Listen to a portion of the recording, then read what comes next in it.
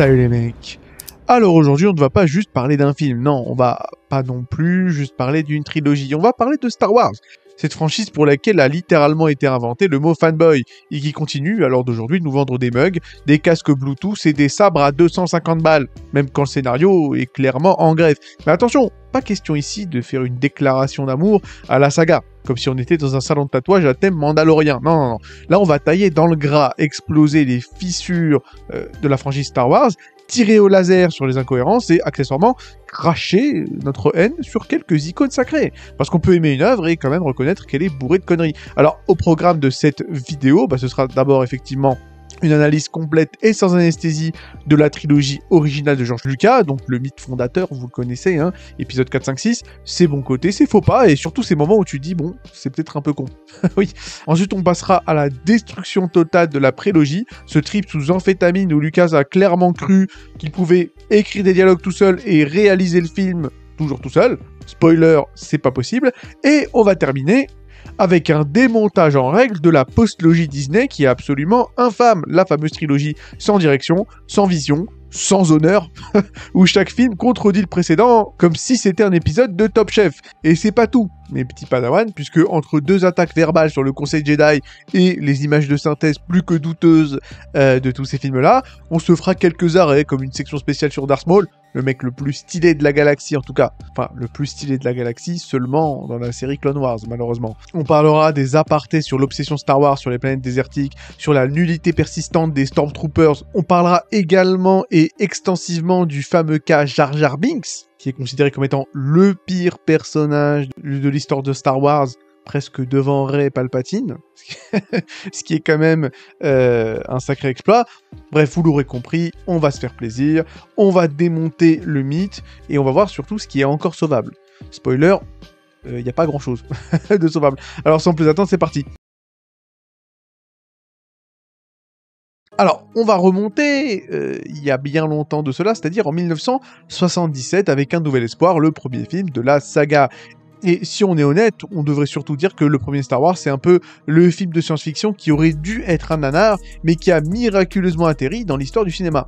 Puisque bon, le film commence, on va pas se mentir, avec un PowerPoint dans l'espace. Le fameux bloc de texte, hein, voilà, jaune en 3D qui défile de haut en bas, et bon...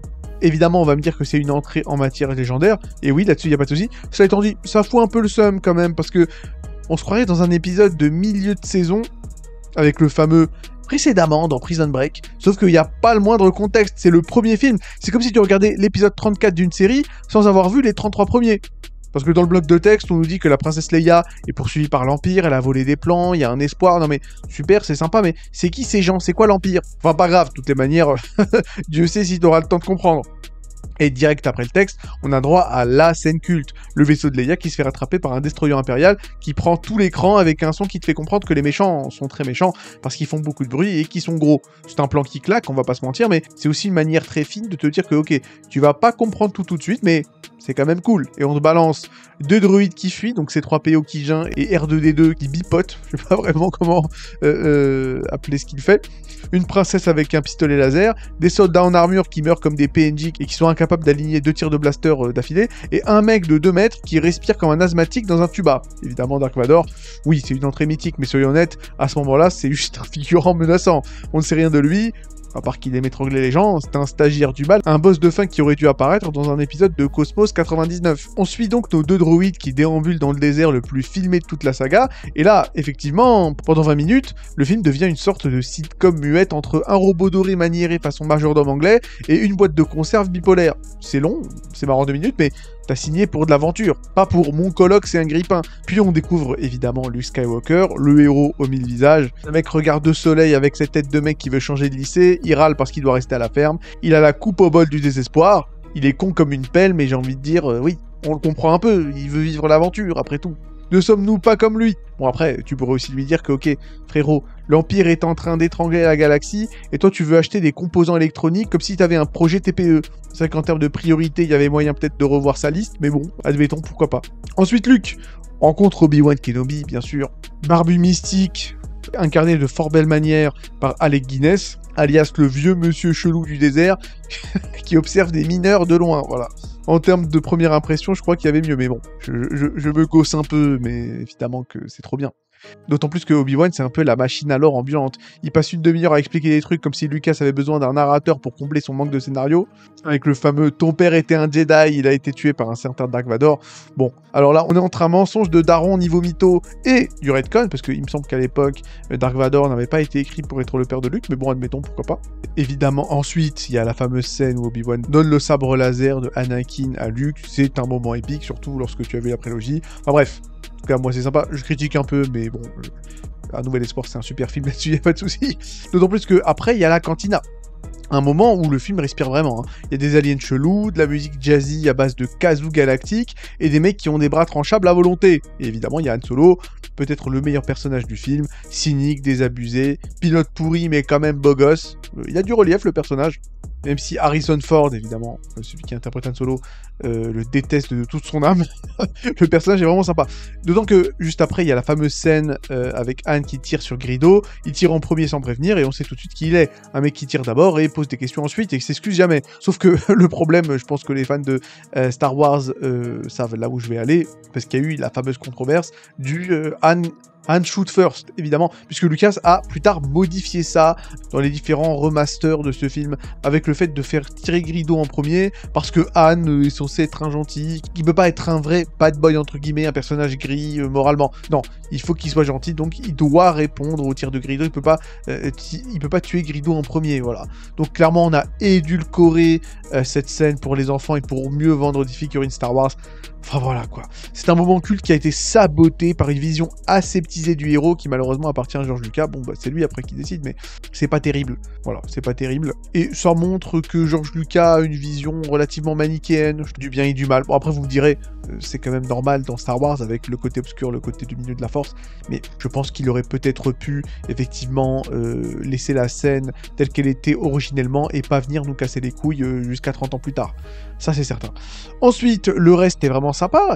Il y a une escalade d'action vraiment très bien rythmée, avec l'infiltration de l'Étoile Noire, l'évasion de prison à la Lucky Luke de la princesse Leia, le duel sans énergie entre Obi-Wan et Vador, deux darons qui se battent comme s'ils avaient mal au dos, et l'explosion de l'Étoile Noire avec des plans tactiques dignes de Mario Kart. Mais la vérité, même si, encore une fois, c'est cultissime et que c'est super, voilà, je ne pourrais pas effectivement m'empêcher d'être quand même un peu aigri, comme vous me connaissez, parce que je trouve que tout se passe trop bien, voilà. Les héros s'en sortent par miracle, sans qu'on sente vraiment le danger, même la mort d'Obi-Wan est un peu bâclée, Luke qui détruit une station géante avec la force de l'intuition, après vous me direz, c'est quelque chose qui a été construit depuis le début du film, donc là-dessus je vais pas trop parler, le fait que petit à petit Luke devient spirituel et accepte la force, enfin bref, c'est sympa. Cela étant dit, l'Empire a l'air un peu stupide, les Stormtroopers sont tous daltoniens, et Leia n'a pas l'air très choquée que sa planète vient d'être explosée. Donc bon, voilà. Après, encore une fois, je vais m'arrêter là pour Un Nouvel Espoir, et on va passer à l'Empire Contre-Attaque, mais clairement, c'est une expérience marquante.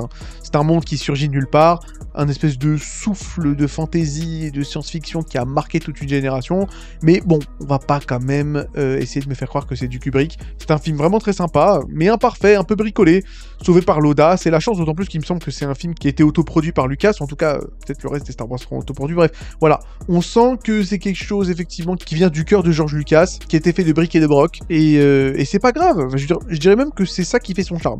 C'est un film qui est vraiment sympathique à regarder, avec toujours, voilà, certaines scènes un peu nanardes, certaines scènes qui ont peut-être un peu mal vieilli, mais c'est toujours sympathique, et on comprend pourquoi de ce film, une grande franchise est née.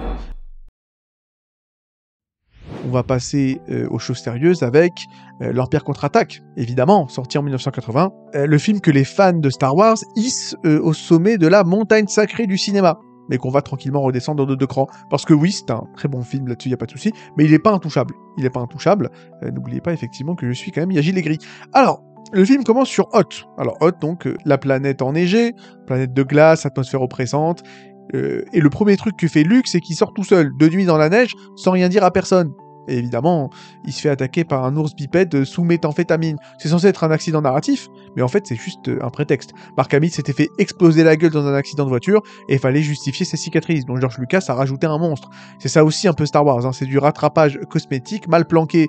Ensuite, on enchaîne sur Han qui vient sauver Luke dans le froid, c'est cool, c'est sympa, il y a un peu de bromance hivernale, mais ça dure une éternité. En termes de rythme, le début est pas terrible. Et même en termes de tension, on a déjà vu des pubs Décathlon un peu plus épiques. Ensuite vient la bataille de Hoth, qui est culte, il est vrai, mais on va quand même poser les bases. Les rebelles se font défoncer, les marcheurs impériaux arrivent à la vitesse d'un déambulateur rouillé, les soldats attendent gentiment de se faire tirer dessus, et Luke décide qu'un bon grappin et une grenade, c'est mieux qu'un vaisseau avec des missiles. C'était impressionnant à l'époque, mais aujourd'hui c'est un peu mal vieilli, t'as plus l'impression de regarder un documentaire animalier sur des scarabées métalliques que la guerre civile intergalactique du siècle. Et soyons honnêtes, cette séquence existe uniquement pour vendre des jouets AT-AT, parce que évidemment, s'ils ont désigné les AT-AT comme des espèces de méga grosses bêtes en métal, là, c'est pas parce que c'est tactiquement crédible, parce que c'est des chiens mécaniques géants, mais juste parce que ça claque dans les catalogues de Noël. Ensuite, Luke s'envole pour Dagobah, et là, il va apprendre la sagesse Jedi, ou plutôt, et là je vais vous traduire, il s'écrase dans une flaque, il se plaint, et il rencontre Yoda version Gremlins. Et là, encore une fois, je vais le dire, faut quand même rendre à César, ça fonctionne. Yoda, c'est un peu la masterclass de ce film-là, pas parce qu'il saute dans tous les sens et qu'il fait des saltos, non, ça c'est la prélogie qui a flingué le personnage, mais justement parce que là, il bouge pas beaucoup, c'est une marionnette un peu dégueulasse, mais il est bizarre, il est lent, il est profond, il est bien caractérisé, et il dit des trucs qui, pour une fois, ne sonnent pas comme du blabla d'exposé oral, puisque j'en parlerai durant le chapitre de la prélogie, mais voilà, George Lucas et l'écriture des dialogues, c'est pas que ça fait 2, c'est que ça fait 300 000, voilà. Il n'est pas très bon pour écrire les dialogues, malheureusement, George Lucas, et c'est pour ça que je tiens à faire remarquer que les dialogues de Yoda sont vraiment très sympathiques. Voilà, c'est simple, ça fait mouche. Mais c'est aussi la seule séquence de la trilogie où quelqu'un a visiblement bossé sur le concept du Jedi, entre guillemets. Parce qu'avant, les Jedi, c'était juste des mecs avec des capes et des sabres, alors que là, ça devient une philosophie, une religion. Mais faut pas déconner non plus. Luke reste un abruti impatient, et il part avant la fin de l'entraînement comme un lycéen qui quitte un stage d'observation pour réfléchir sur lui-même. Après, on peut comprendre qu'il quitte Yoda pour aller sauver ses potes, là-dessus, il n'y a pas de souci. Mais voilà, on va dire que son développement de personnage n'est pas tout à fait terminé. Il sera terminé dans le 3e, mais malheureusement, pas forcément de la meilleure des manières. De toutes les manières, on en parlera quand on discutera du retour du Jedi. Bref, en tout cas, on repart à bord du Faucon Millenium avec Han qui drague Leia. Enfin, il essaie. Elle le rejette, il insiste, elle crie, il continue. Ce serait qualifié de harcèlement de type 3 dans n'importe quelle boîte, mais bon, à l'époque, c'était du charme viril, à la limite, pourquoi pas. D'autant plus qu'à la fin, elle finit par l'embrasser, ils se sont engueulés pendant 2 films, et tout à coup, c'est l'amour éternel. Pourquoi pas, leur dynamique est rigolote, mais ça reste un flirt de collégien dans un ascenseur. Et c'est dommage, parce que Harrison Ford et Carrie Fisher ont une alchimie naturelle, mais leur dialogue, que malheureusement George Lucas a écrit, leur fait dire des trucs dignes d'un feuilleton AB Productions. Pour les mecs des années 90 comme moi, malheureusement on a bien souffert. D'ailleurs c'est justement à cause des feuilletons d'AB Productions que je refuse de dire que c'était mieux avant. C'était pas mieux avant. Voilà, juste pour Hélène et les garçons, c'était pas mieux avant. Bref, revenons à nos moutons, ou plutôt à nos AT-AT, puisque nos héros arrivent donc chez Lando Calrissian, un personnage charismatique bien introduit, et qui les trahit au bout de 10 minutes pour faire bonne mesure. Mais pas parce qu'il est mauvais, mais parce que le scénario avait besoin d'un retournement de situation express. Et donc, capture, torture, congélation, Han devient un glaçon, Leia pleure, Chewie hurle, et C3PO est en morceaux. C'est pas mal en termes de tension, mais ça manque un peu de build-up, ça va un peu trop vite. Ça reste stylé, mais y a pas de souci. D'autant plus que Lando change d'avis toutes les 3 minutes, le mec est clairement un véritable politicien, mais bon. Ensuite, bien évidemment, il y a le duel de Luke contre Vador, le combat le plus mythifié de tous les temps, qui n'est malheureusement pas très fluide, pas très acrobatique, mais pour une fois, la lenteur est à propos. C'est pas un affrontement d'experts, c'est un gosse arrogant qui pense qu'il peut affronter, on va dire quasiment une demi-divinité. Et il se fait démonter, et à la fin le twist, le fameux « je suis ton père », voilà. La salle de cinéma qui s'arrête de respirer. Aujourd'hui, tu connais la réplique avant même de voir le film. À l'époque, c'était de l'extrêmement lourd, pas parce que c'était un retournement de situation stylé, mais parce que ça changeait toute la dynamique narrative. Le gentil n'est pas seulement opposé au méchant, il est son fils, c'est presque biblique. Mais c'est vrai que maintenant, on se pose la question, pourquoi Vador lui a pas dit ça avant? C'est compliqué, on va dire, parce que le scénario a décidé que c'était plus dramatique de faire la révélation maintenant. On l'oublie un peu trop souvent, mais vas-y. Je vais arrêter de faire le pisse froid, c'est stylé, c'est mythique, c'est culte. Merci George Lucas, malgré tout. Malgré le fait qu'il soit un peu incapable d'écrire des dialogues potables. Enfin bref, vous l'aurez compris, c'est un très très bon film. C'est même le meilleur Star Wars, si vous voulez mon avis. Les 9 films, c'est le meilleur, ça y a pas de problème. La mise en scène est vraiment cinématographique, les personnages ont de vrais arcs narratifs, mais il y a quelques facilités, des ellipses, des moments un peu illogiques, un humour qui tombe parfois à plat. Après, c'est une suite qui prend des risques, hein, qui ose laisser ses héros faire de la merde, qui ose laisser ses héros dans la merde aussi. Et d'ailleurs, le film finit sans victoire, il est assez adulte finalement. Mais il faudrait quand même pas oublier que ce film est le meilleur parce que justement, Lucas a laissé les autres bosser un peu à sa place. Et c'est pour ça que la prélogie est mauvaise, parce que malheureusement, Lucas a tout fait tout seul. On va terminer avec le retour du Jedi, parce que là par contre il y a du nounours à flinguer. On va pas se mentir, le retour du Jedi c'est un peu comme un dernier jour de cours. Tout le monde est fatigué, les profs lâchent l'affaire et le budget est passé dans des peluches avec des lance-pierres. Bon alors on va commencer avec Tatooine encore, hein. La planète la plus inutile mais la plus réutilisée de toute la saga. Et le but c'est que va falloir sauver Han Solo qui est toujours congelé, et la Luke, qui est maintenant passé de fermier paumé à moine Jedi particulièrement bien sapé, je tiens quand même à le dire, décide de sortir le pire plan d'infiltration jamais conçu dans une œuvre de fiction. Parce que la première étape de son plan, c'est d'envoyer R2D2 et C3PO comme cadeau à Jabba the Hutt, effectivement extrêmement svelte, extrêmement skinny. L'étape 2, envoyer Leia déguisée avec Chewbacca sans plan B. Et étape 3, se faire capturer lui-même, histoire de bien compléter la collection. Tu sens que le mec a lu l'art de la guerre de Sun Tzu, mais sauf que lui, il l'a lu à l'envers. C'est pas un plan, c'est une succession d'échecs camouflés en stratégie. Et pourquoi toute cette mise en scène? Pour finir en bagarre générale sur une barge flottante, avec des pirouettes, un sabre lancé en l'air comme un frisbee, et Boba Fett, supposé chasseur de primes redoutable, qui meurt comme un abruti, poussé par un aveugle, dans une fosse anale dentée. Franchement, je sais pas si c'est épique. Ensuite, on passe à la forêt d'Andorre, ou comment les Ewoks ont vaincu l'Empire avec des cailloux, parce que clairement rien ne dit grande guerre intergalactique comme du camping entre potes. Nos héros débarquent sur Andorre, où ils rencontrent les Ewoks, des espèces d'ours en peluche qui parlent en onomatopée et vivent dans des cabanes suspendues, et là évidemment, Lucas te dit, bon, ils vont battre l'Empire, contre des Stormtroopers armés, blindés, entraînés, tandis que les Ewoks, bon, bah, ils ont des bambous, des pierres et des pièges de Koh-Lanta. Et à la fin, ils gagnent, hein. Pas avec la force, pas avec la stratégie, mais avec des bûches qui roulent et des troncs qui tombent. C'est pas une bataille, c'est un épisode de Tom et Jerry, version guerre mondiale. Et tu sens bien que tout ça n'existe que pour une seule et unique raison, vendre des peluches. C'était censé être des Wookiees à l'origine, mais un Wookiee c'est grand, c'est velu, ça coûte cher, alors qu'un Ewok c'est court, c'est mignon, et ça rentre bien dans une boîte Hasbro. Donc encore une fois, voilà, faut pas oublier que la fortune de Lucas s'est faite sur les jouets. On va pas se mentir. Après, bien sûr, on va me dire que oui, mais la bataille avec les Ewoks, c'est censé être un parallèle avec la guerre du Vietnam. Là-dessus, il n'y a pas de souci, je trouve ça intéressant. Cela étant dit, contrairement aux Viet Cong et aux soldats vietnamiens, il n'y a pas tant le côté guérilla, la jungle et tout ça. Enfin, bon, il y a une jungle, évidemment, enfin, il y a une petite forêt, mais enfin bon, il n'y a pas vraiment de stratégie, c'est juste des Ewoks qui font les cons, qui n'arrivent même pas à communiquer entre eux et qui gagnent grâce à la force de l'amitié. Franchement, je sens pas du tout le côté tactique, pragmatique, de guerriers roses de la jungle. Non, là je vois juste des peluches, tout simplement. Ensuite on passe à Han Solo, le mec qui a volé la vedette dans les 2 premiers films, sauf qu'ici il sert à rien. Il passe tout le film à marcher, à se faire arrêter, à paniquer, à rater des tirs, puis à dire des trucs comme « c'était pas prévu ». Oups. Hein, quoi? Ah merde, voilà. D'autant plus que Harrison Ford voulait mourir dans ce film, il déteste son personnage, voilà, il déteste Han Solo.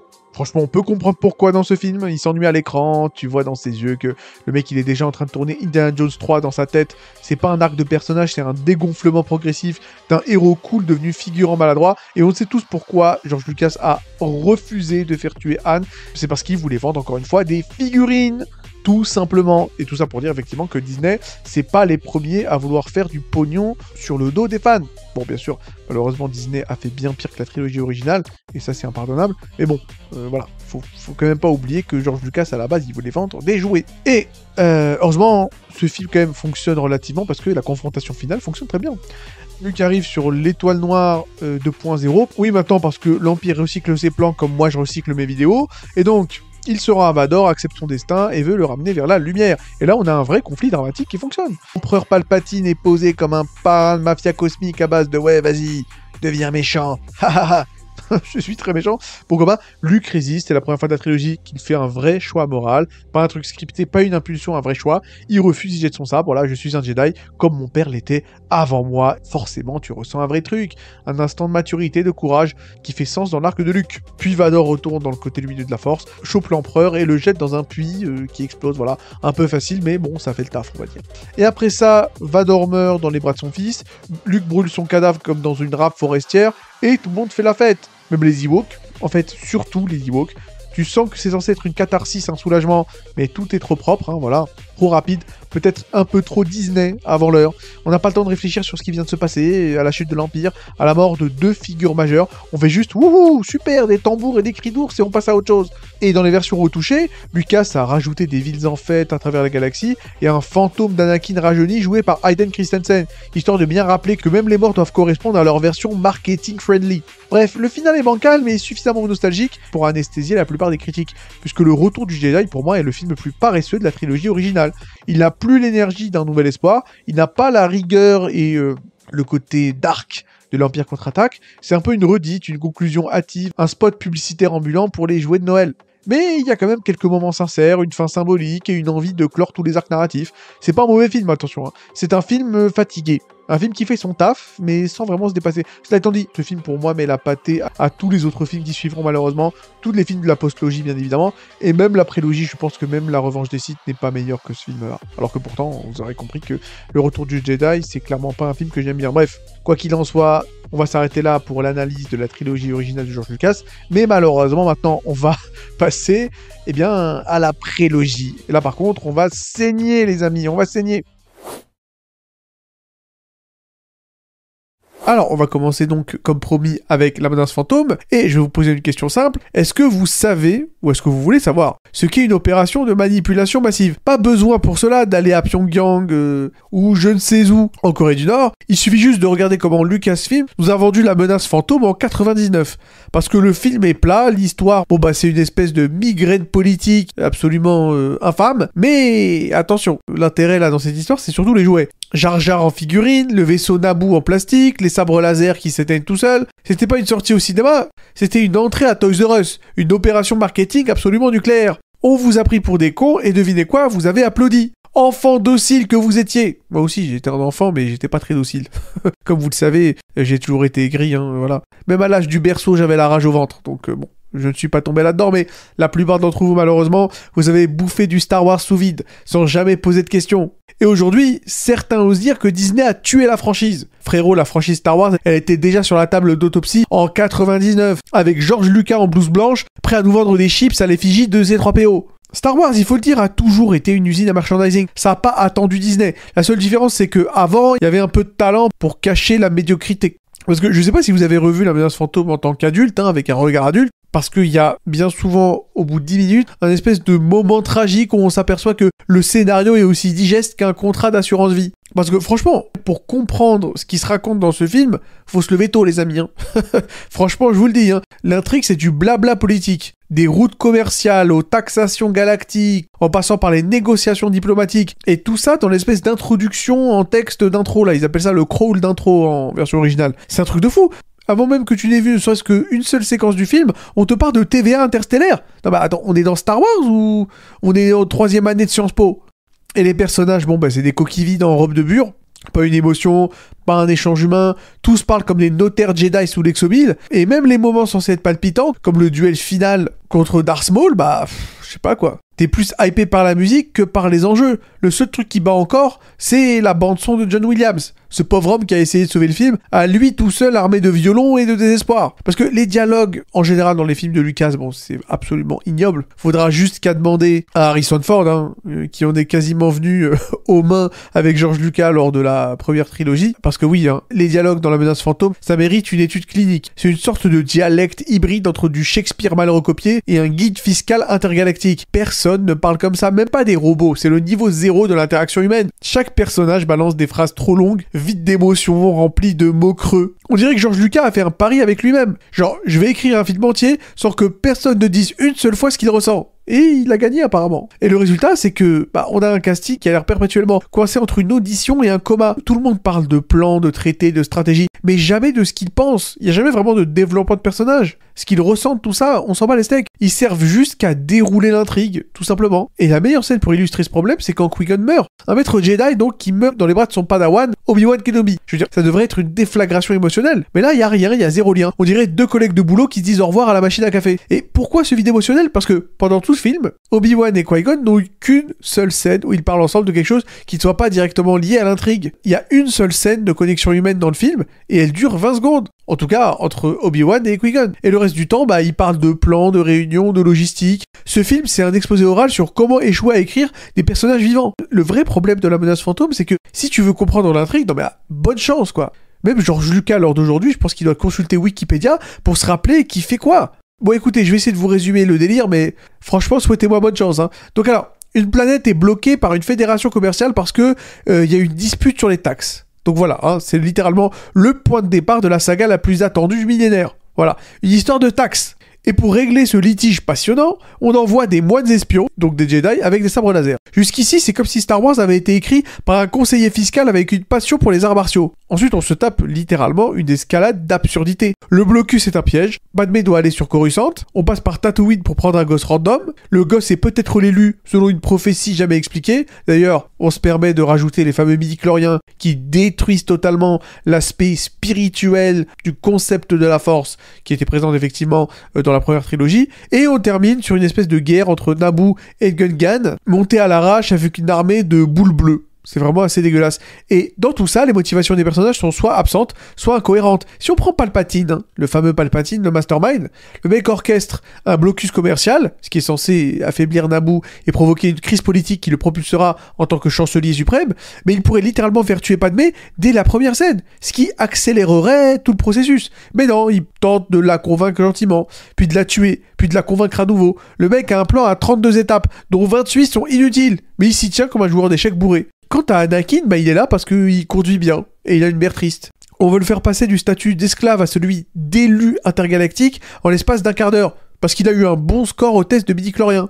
Parce que le délire de midi-chlorien, bon, je vais en reparler, mais rien ne tue plus la magie d'un univers mystique que d'y coller un taux hormonal. C'est comme d'expliquer la magie de Noël avec les statistiques de logistique Amazon. Et pendant ce temps, tout le monde fait des plans sur des plans sur des plans. C'est pas un film, encore une fois, c'est une réunion de crise permanente où personne n'a dormi depuis 3 jours. Et évidemment, dès qu'on parle de La Menace Fantôme, le premier réflexe, c'est de se foutre de la gueule de Jar Jar Binks. L'accent jamaïcain, la gestuelle de pantin possédé par le démon, les grimaces, les chutes, les phrases en pseudo-patois raciste. Enfin oui, c'est gênant, c'est trop, ça vieillit comme un yaourt oublié sur Mustafar. Et soyons honnêtes 2 secondes, Jar Jar est le seul personnage de ce film qui a une véritable personnalité. Les autres, c'est juste des statues de cire en robe de chambre. Obi-Wan n'a pas une seule émotion dans le film, à part à la fin. Qui-Gon, c'est un générateur de décisions scénaristiques non justifiées. Padmé, c'est un hologramme avec une perruque. Et même Anakin est un personnage plat, une coquille vide déguisée en futur psychopathe. Mais Jar Jar, lui, il est vivant, il est bordélique, il est insupportable, mais surtout, il est vivant. Et pire encore, il est utile. C'est à travers lui que les Jedi trouvent les Gungan. C'est grâce à lui que Padmé peut négocier une alliance pour attaquer Naboo. Il est embarqué dans la plupart des missions importantes, et à défaut d'être intelligent, il a un rôle. Ce qui est plus que tout ce qu'on peut dire de 80% du casting. Et là, tu réalises que le film est encore plus triste que prévu, parce que ça veut dire qu'en dehors de sa fonction de clown géant, c'est Jar Jar qui alimente la structure narrative. Pas Obi-Wan, pas les Jedi, une espèce d'amphibien débile. Et pourtant, à l'écran, il est totalement incompréhensible. C'est littéralement en mettant des sous-titres qu'on capte ce qu'il veut dire pour la première fois, en tout cas en version originale, 20 ans plus tard. Ça devrait être un rôle comique, sauf que c'est un rôle dysfonctionnel. Un mélange entre un test de recherche numérique et un cauchemar sous acide. Et le pire, c'est que si t'enlèves Jar Jar du film, franchement, je pense que le film devient plus chiant. Je sais par exemple qu'il y avait une version sans Jar Jar du film, j'en avais parlé d'ailleurs sur ma vidéo spéciale sur Jar Jar, vers laquelle je vous aiguillerai d'ailleurs si ça vous intéresse. Cette version, j'ai jamais vue, mais je pense que, ça doit être encore plus chiant. Puisque sans Jar Jar, qu'est-ce qui reste de ce film? Des réunions, des plans, des salles vides, des dialogues en mode téléprompteur. Franchement, voilà quoi. Ça veut quand même dire qu'on touche le fond, qu'on part du constat que Jar Jar est l'élément le plus humain du film. Ça fait peur, franchement ça fait peur. Ensuite, Obi-Wan Kenobi, le mec censé être le fil rouge de toute la saga Skywalker, le mentor légendaire, le Jedi respecté, sauf que dans La Menace Fantôme, il est aussi présent qu'une connexion Wi-Fi dans une grotte. Le mec qui est là physiquement, voilà. Il bouge, il respire, il fait un peu kung-fu quand le script s'en souvient. Mais niveau écriture, c'est une erreur absolue. Pendant que Qui-Gon joue les hippies autoritaires et kidnappe des enfants sur des planètes désertiques, Obi-Wan, il est littéralement laissé dans le vaisseau. Pas symboliquement, non. Il est laissé dans le vaisseau, comme un assistant administratif qu'on n'a pas invité à la réunion stratégique. Je ne sais pas si vous vous rendez compte. Il ne rencontre même pas Anakin pendant toute la première moitié du film. Le mec qu'il est censé entraîner, le futur Dark Vador, il se serre la main en mode ouais, salut tonton et c'est plié. Et là, on ose te sortir une scène de mort tragique à la fin, où Obi-Wan perd son maître. Une scène censée être un tournant émotionnel. Mais là, à aucun moment, le film nous a donné une seule raison d'y croire à leur relation. Ils ont peut-être 2 échanges humains dans tout le métrage, enfin un en ce qui me concerne. Et encore, humain et généreux. C'est surtout du rapport de mission avec un sabre laser. Et le plus ironique, c'est que Obi-Wan ne devient intéressant que dans les films suivants. À partir de l'épisode 2, il a des opinions, des doutes, une personnalité, il râle, il a peur de voler, il charrie Anakin. Mais dans la menace fantôme, c'est un Jedi qui est en kit. Il n'est pas encore monté, le mec. Il sert à rien, il a aucun vrai dialogue émotionnel, il n'a aucun arc narratif, et pourtant c'est sur lui qu'on compte pour entraîner l'élu. Et vraiment, le moment où on se rend compte à quel point c'est mal foutu, c'est que Jar Jar a plus de temps d'écran utile qu'Obi-Wan. Je répète, le Gungan semi-analphabète a plus de rôle dans l'intrigue que le futur maître de Luke Skywalker. Comment est-ce qu'on a pu en arriver là ? La menace fantôme est donc un film mal structuré, mal pensé, mal centré. Tu peux littéralement enlever Obi-Wan du film, remplacer son combat final par n'importe quel autre Jedi, et ça change rien. Et là, tu réalises que Lucas, au lieu de nous raconter la genèse du Jedi le plus emblématique de la trilogie originale, a préféré nous parler de négociations commerciales et d'un gamin blondinet qui fait du karting. Franchement, les mecs, bravo. Mais vraiment, au niveau du rythme aussi, franchement, c'est terrible, quoi. Le film ne vit jamais vraiment, il n'y a pas de respiration, il n'y a pas de montée, il n'y a pas de chute, il n'y a pas de dynamique, c'est juste une litanie d'exposition, enchaînée mécaniquement, sans jamais permettre au spectateur de ressentir quoi que ce soit. Je veux dire, tu veux une scène de tension ? Elle est tuée par 3 minutes de discussion juridique sur la souveraineté de Naboo. Tu veux un moment de silence, de lien entre deux personnages ? Oublie, le script doit caser un plan, encore un, toujours un. Que devons-nous faire ? Nous devrions faire ceci, alors on va le faire. Et quand ils le font, ce plan, tu ressens rien. Il n'y a aucun suspense, aucun dilemme, aucune alternative. Et c'est la structure la plus monotone possible. Les personnages expliquent ce qu'ils vont faire. Il faut exactement ce qu'ils ont dit qu'ils allaient faire. Et prochaine scène. C'est une fiche de procédure, c'est pas un scénario. Tu pourrais transformer le film en PowerPoint, t'aurais le même niveau d'émotion. Et ça s'arrête jamais, chaque scène de dialogue, c'est 2 persos figés, aucun naturel, aucune tentative de détourner l'attention du spectateur avec un geste, un environnement, une tension sous-jacente. Ils sont dans une pièce et ils parlent. Là, tu regardes clairement et littéralement une retransmission de réunion de Sénat sur la télé publique, en fait. Maintenant, parlons un peu d'Anakin, l'élu au QI de bulle d'air, et surtout le fait qu'on refuse de le caractériser. Alors, le pitch à la base de la prélogie, c'est on va voir la genèse de Dark Vador. Ok, c'est très bien. C'est le personnage le plus iconique de la saga, le Dark Vador. C'est le symbole du basculement, de la tragédie, de la corruption du héros. Bon. Sauf que Lucas, là, a décidé de commencer par le casting d'un gamin mignon. Et c'est là que tout s'écroule. Anakin dans la menace fantôme, c'est pas un personnage, c'est un slogan publicitaire ambulant. Il est gentil, il est pur, il dit yippee toutes les 2 scènes. Il conduit des trucs, il fabrique des robots, et il a un taux de midi-chlorien supérieur à Chuck Norris et Bouddha réunis. Mais il n'a aucune faille, aucun enjeu, aucune substance. Il n'est pas intriguant, il n'est pas écrit, en fait. Comment dire ? Il est trop chargé de fonctions scénaristiques, mais pas de personnalité. Il est l'élu. C'est un super mécanicien, il est pilote de pod, il est pur, il est sans père. Voilà, Jésus 2.0, tu sens effectivement, la métaphore christique venir avec des gros sabots. Franchement, merci beaucoup George. Et il va sauver l'univers un jour. Résultat, impossible de s'attacher à lui. Parce qu'il ressemble pas à un humain, c'est un produit dérivé. C'est un mix entre Kevin McAllister et la prophétie de Matrix. Et quand il se retrouve devant le conseil Jedi, c'est la douche froide. Il refuse de le former parce qu'il a peur. Parce qu'apparemment, il y aurait de la peur dans le jeune Skywalker. Non mais, je répète, il découvre un enfant esclave arraché à sa mère qui vient de traverser une guerre et il s'étonne qu'il ait peur. Et comme réaction, ils disent trop instable, qu'il retourne jouer avec ses boulons. Et t'as envie de leur hurler ? Non mais attends, s'il te plaît, Samuel L. Jackson, Samuel, écoute-moi. C'est un môme. C'est précisément maintenant qu'il faut lui apprendre à maîtriser ses émotions et pas l'abandonner à son sort comme un vieux modem défectueux. Parce que s'ils le laissent là comme ça veut dire qu'ils vont laisser un gosse probablement instable, avec une énorme affinité avec la force, totalement comme ça, laissé à l'abandon. Non mais attends, mais c'est super dangereux. Et évidemment, Qui-Gon, ce rebelle sans cause, décide de le prendre en main. Et là aussi, pas d'arc émotionnel, Le lien entre eux est quasi inexistant. Ce qui est con, parce que Qui-Gon Jinn, déjà qu'il est joué par un bon acteur quand même, Liam Neeson, mais au-delà de ça, je veux dire, dans l'univers étendu, dans Clone Wars et tout ça, Qui-Gon est toujours montré comme un véritable rebelle, sa relation extrêmement conflictuelle avec le Conseil Jedi est vraiment mise en scène et tout ça, on en apprend beaucoup plus. Puis le fait qu'il soit quasiment un Jedi gris et tout ça, le personnage en réalité est très très intéressant. Mais le problème c'est qu'on ne le voit pas du tout. Il n'y a rien qui est développé dans la menace fantôme. Si tu veux en apprendre plus sur Qui-Gon, il faut aller effectivement chiner dans l'univers étendu qui de toutes les manières, grâce à Disney maintenant, n'est plus canon, donc de toute façon, j'ai envie de dire F. Pour pas dire le reste du mot. Et d'ailleurs, je parlais de la guerre, parlons un peu de la guerre. Parce que, je me pose la question, pourquoi est-ce que Anakin est emmené sur un champ de bataille à la fin du film ? Le mec a rien à faire là, il a pas été formé, il est censé être protégé, mais non, on l'envoie dans un vaisseau, et par un concours de circonstances absolument grotesques, il fait exploser le vaisseau amiral ennemi par accident. C'est un acte décisif, Un moment héroïque et le gamin n'avait aucune idée de ce qu'il faisait. C'est littéralement une scène de maman j'ai raté l'avion dans l'espace. Je veux dire, si tu veux raconter la montée d'un héros, faut que tu lui donnes une épreuve, un conflit, un choix, alors que ici, tout ce qu'on a, c'est un petit prodige absolument insupportablement lisse, catapulté dans la légende par des circonstances aléatoires. C'est pas un héros tragique, c'est un glitch scénaristique. Et c'est là où on va arriver enfin à la grande escroquerie finale de la menace fantôme. Le fameux duel en apothéose entre Qui-Gon et Obi-Wan contre Darth Maul. Beaucoup le citent comme la meilleure scène du film, au moment qu'ils sauvent tout, le combat le plus stylé de la saga. Et ouais, c'est vrai que c'est le combat certainement le plus stylé de la saga et c'est la meilleure scène du film, mais t'es mal à la gueule du film. Bon déjà Darth Maul, voilà. Double lame, regard noir, design d'enfer, un méchant visuellement iconique. Mais malheureusement, il ne parle quasiment pas. Il meurt dans le film même où il est introduit. Ce mec est littéralement une figure de promo, hein, pas un personnage. C'est une figurine, voilà quoi. Il a une scène d'intro badass, quelques poses menaçantes, et hop, il sort son double sabre et devient le prétexte à une scène de danse acrobatique au sabre laser. Et franchement, cette scène est magnifique en termes de chorégraphie, visuellement c'est super cool. Chorégraphie magnifique, rapide, la musique de John Williams est incroyable. Duel of the Fates, c'est évidemment du pur banger interstellaire, mais franchement, moi je ressens rien quand je vois ce combat. Parce que rien n'a été construit. T'as pas de lien émotionnel entre Maul et les Jedi. Tu ne sais même pas pourquoi ils le combattent vraiment, à part, il a l'air méchant, donc on va le combattre, ou c'est un site, ou je sais pas quoi. Surtout, et à la limite même, ok, vas-y, ce sont des Jedi, c'est un site. Mais il y a même pas de, de lien, quoi, genre, ouais, il n'y a même pas de lien, il n'y a pas de dialogue entre eux avant le combat, enfin je veux dire, il n'y a pas de tension dramatique. C'est beau, c'est fluide, c'est propre, mais c'est froid.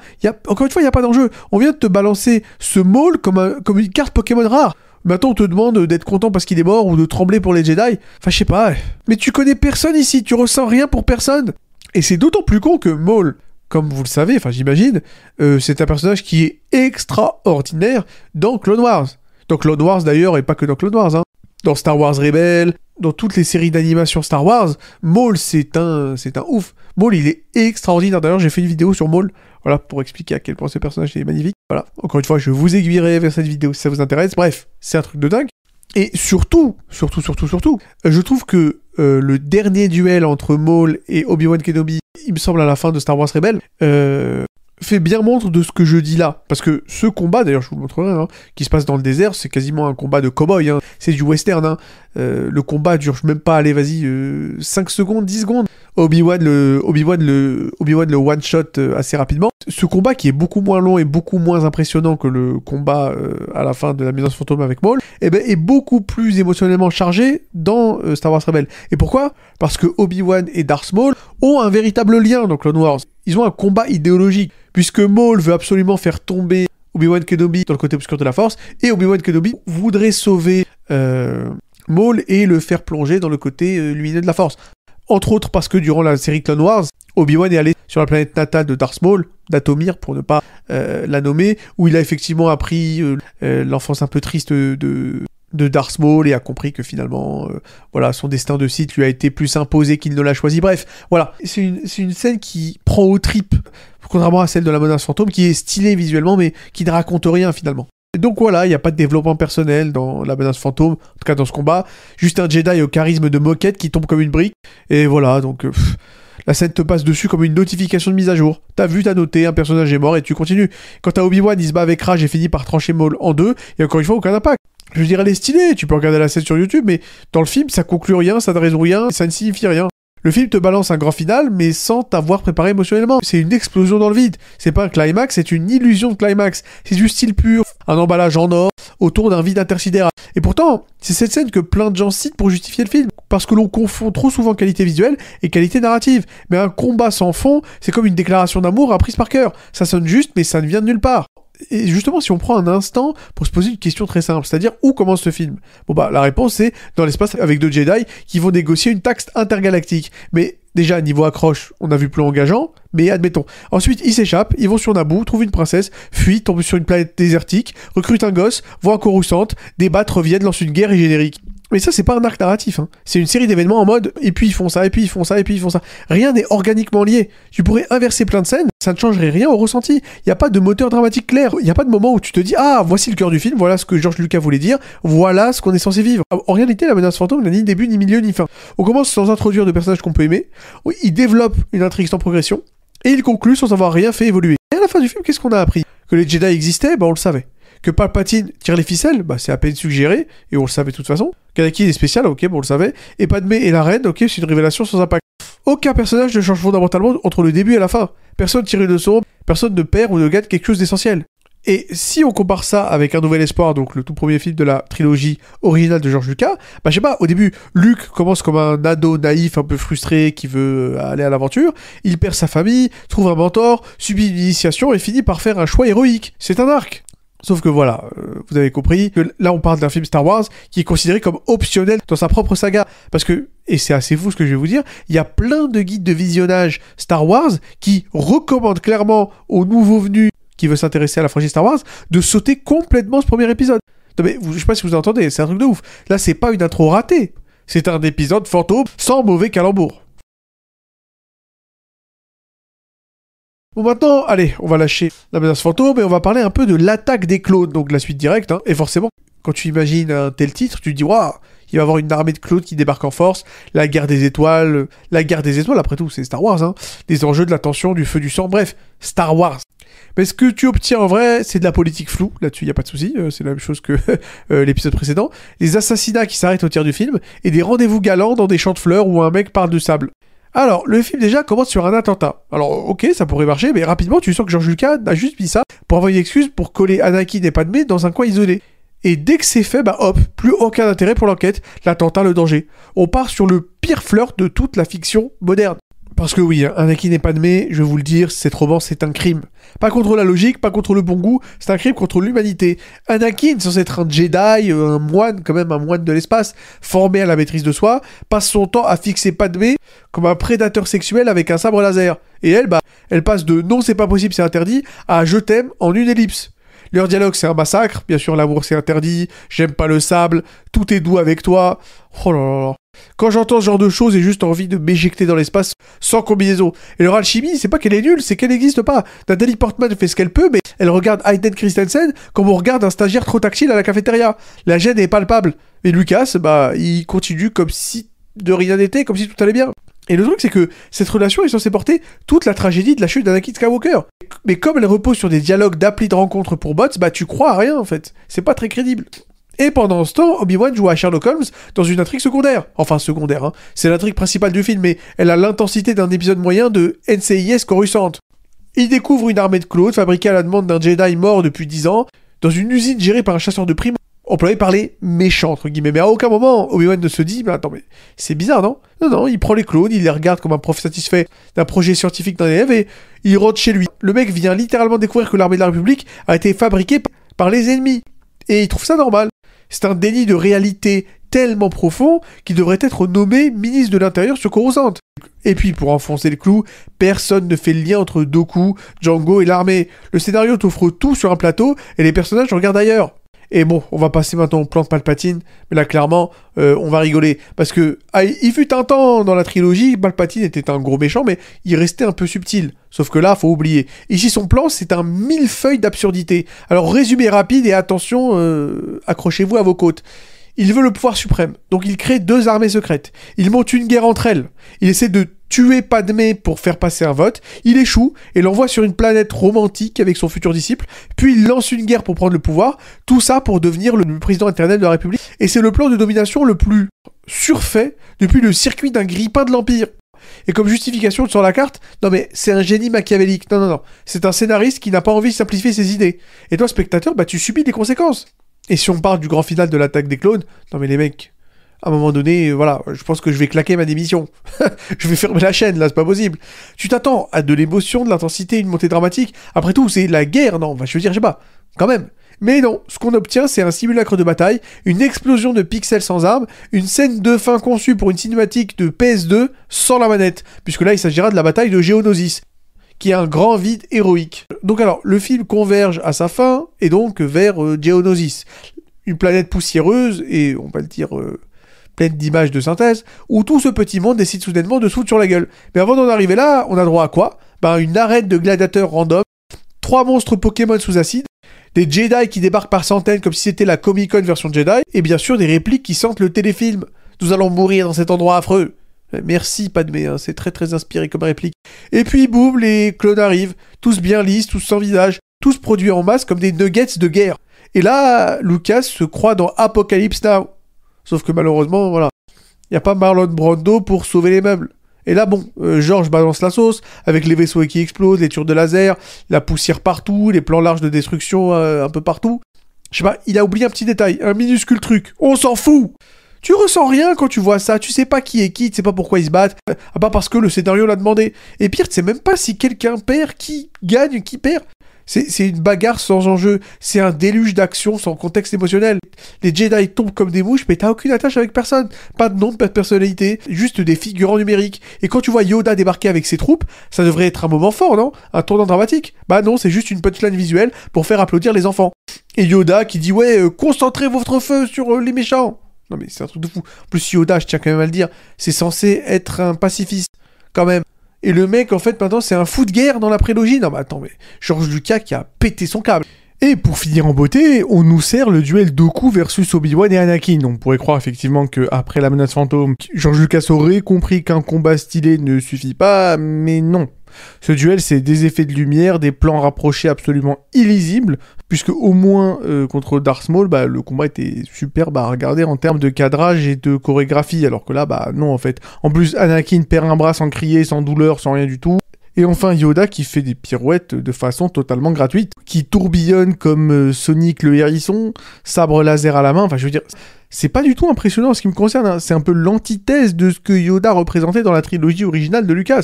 Puisque si vous vous souvenez de l'époque des premiers pas de Yoda lors de l'Empire contre-attaque, bah, c'est un peu la représentation de la sagesse, le Yoda quand même. L'élévation spirituelle, le détachement, c'était un moine bouddhiste d'une certaine manière. Alors que là, bah, malheureusement, c'est devenu un gobelin Jedi en mode Tekken 3. Et à la fin, bah, Dooku s'échappe, Palpatine gagne, les clones partent en guerre, et tu sens que rien n'a servi à rien. Puisqu'encore une fois, tout ce qui se passe dans ce film n'a été construit sur aucune émotion, aucun conflit intérieur, aucun développement de personnage, aucun choix, juste une suite d'événements mécaniques exécutés parce qu'ils doivent l'être, afin que le puzzle narratif de l'épisode 3 puisse exister. On va s'attaquer au dernier morceau du triptyque douloureux de la prélogie, c'est-à-dire la revanche des Sith.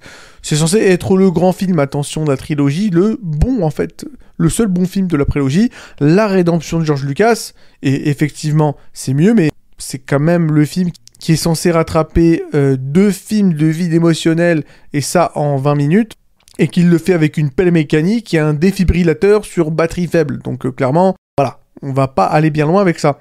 En tout cas, ça commence bien, le film commence bien pour une fois, on ouvre sur une bataille spatiale, une vraie bataille, une bataille intense, il y a du rythme, il y a des enjeux, il y a même un long plan séquence numérique plutôt ambitieux, et tu te dis, enfin, incroyable, George Lucas s'est réveillé, ça va péter. Et c'est vrai, pendant un moment, bah, t'as l'impression de regarder un film qui a un cœur qui bat. Obi-Wan et Anakin sont là, ensemble, avec de la dynamique, de l'interaction, il y a de l'alchimie entre les deux, des petites piques qui semblent presque naturelles, et enfin ça respire. Mais comme d'habitude, ça ne dure pas. Très vite, les scènes s'étirent, les dialogues s'enlissent, et on retrouve le bon vieux George Lucas en pilotage automatique. Et tu veux savoir ce que t'as raté entre l'épisode 2 et l'épisode 3 ? Bah t'as tout raté en fait, l'évolution d'Anakin, son amitié avec Palpatine, son ascension en tant que héros de guerre, sa chute émotionnelle progressive, et tout ça c'est hors champ. Enfin hors champ. Pour ça effectivement il faut regarder Clone Wars, mais le truc avec Clone Wars, c'est que cette série animée que je conseille à toutes et à tous, c'est qu'elle est un peu trop bien pour son propre bien justement, parce que en fait, la qualité d'écriture de cette série est tellement à des années-lumière au-dessus de la prélogie qu'en fait ça fait un peu tâche. C'est-à-dire que si tu regardes La menace fantôme, ensuite l'attaque des clones et qu'après tu embrayes sur Clone Wars, t'as clairement pas envie de revenir sur la revanche des Sith après, hein. Parce que clairement, là au niveau de la qualité d'écriture, des dialogues, des personnes, je veux dire, juste Maul, le personnage de Darth Maul dans Clone Wars, en une saison, le mec rachète les 3 films de la prélogie.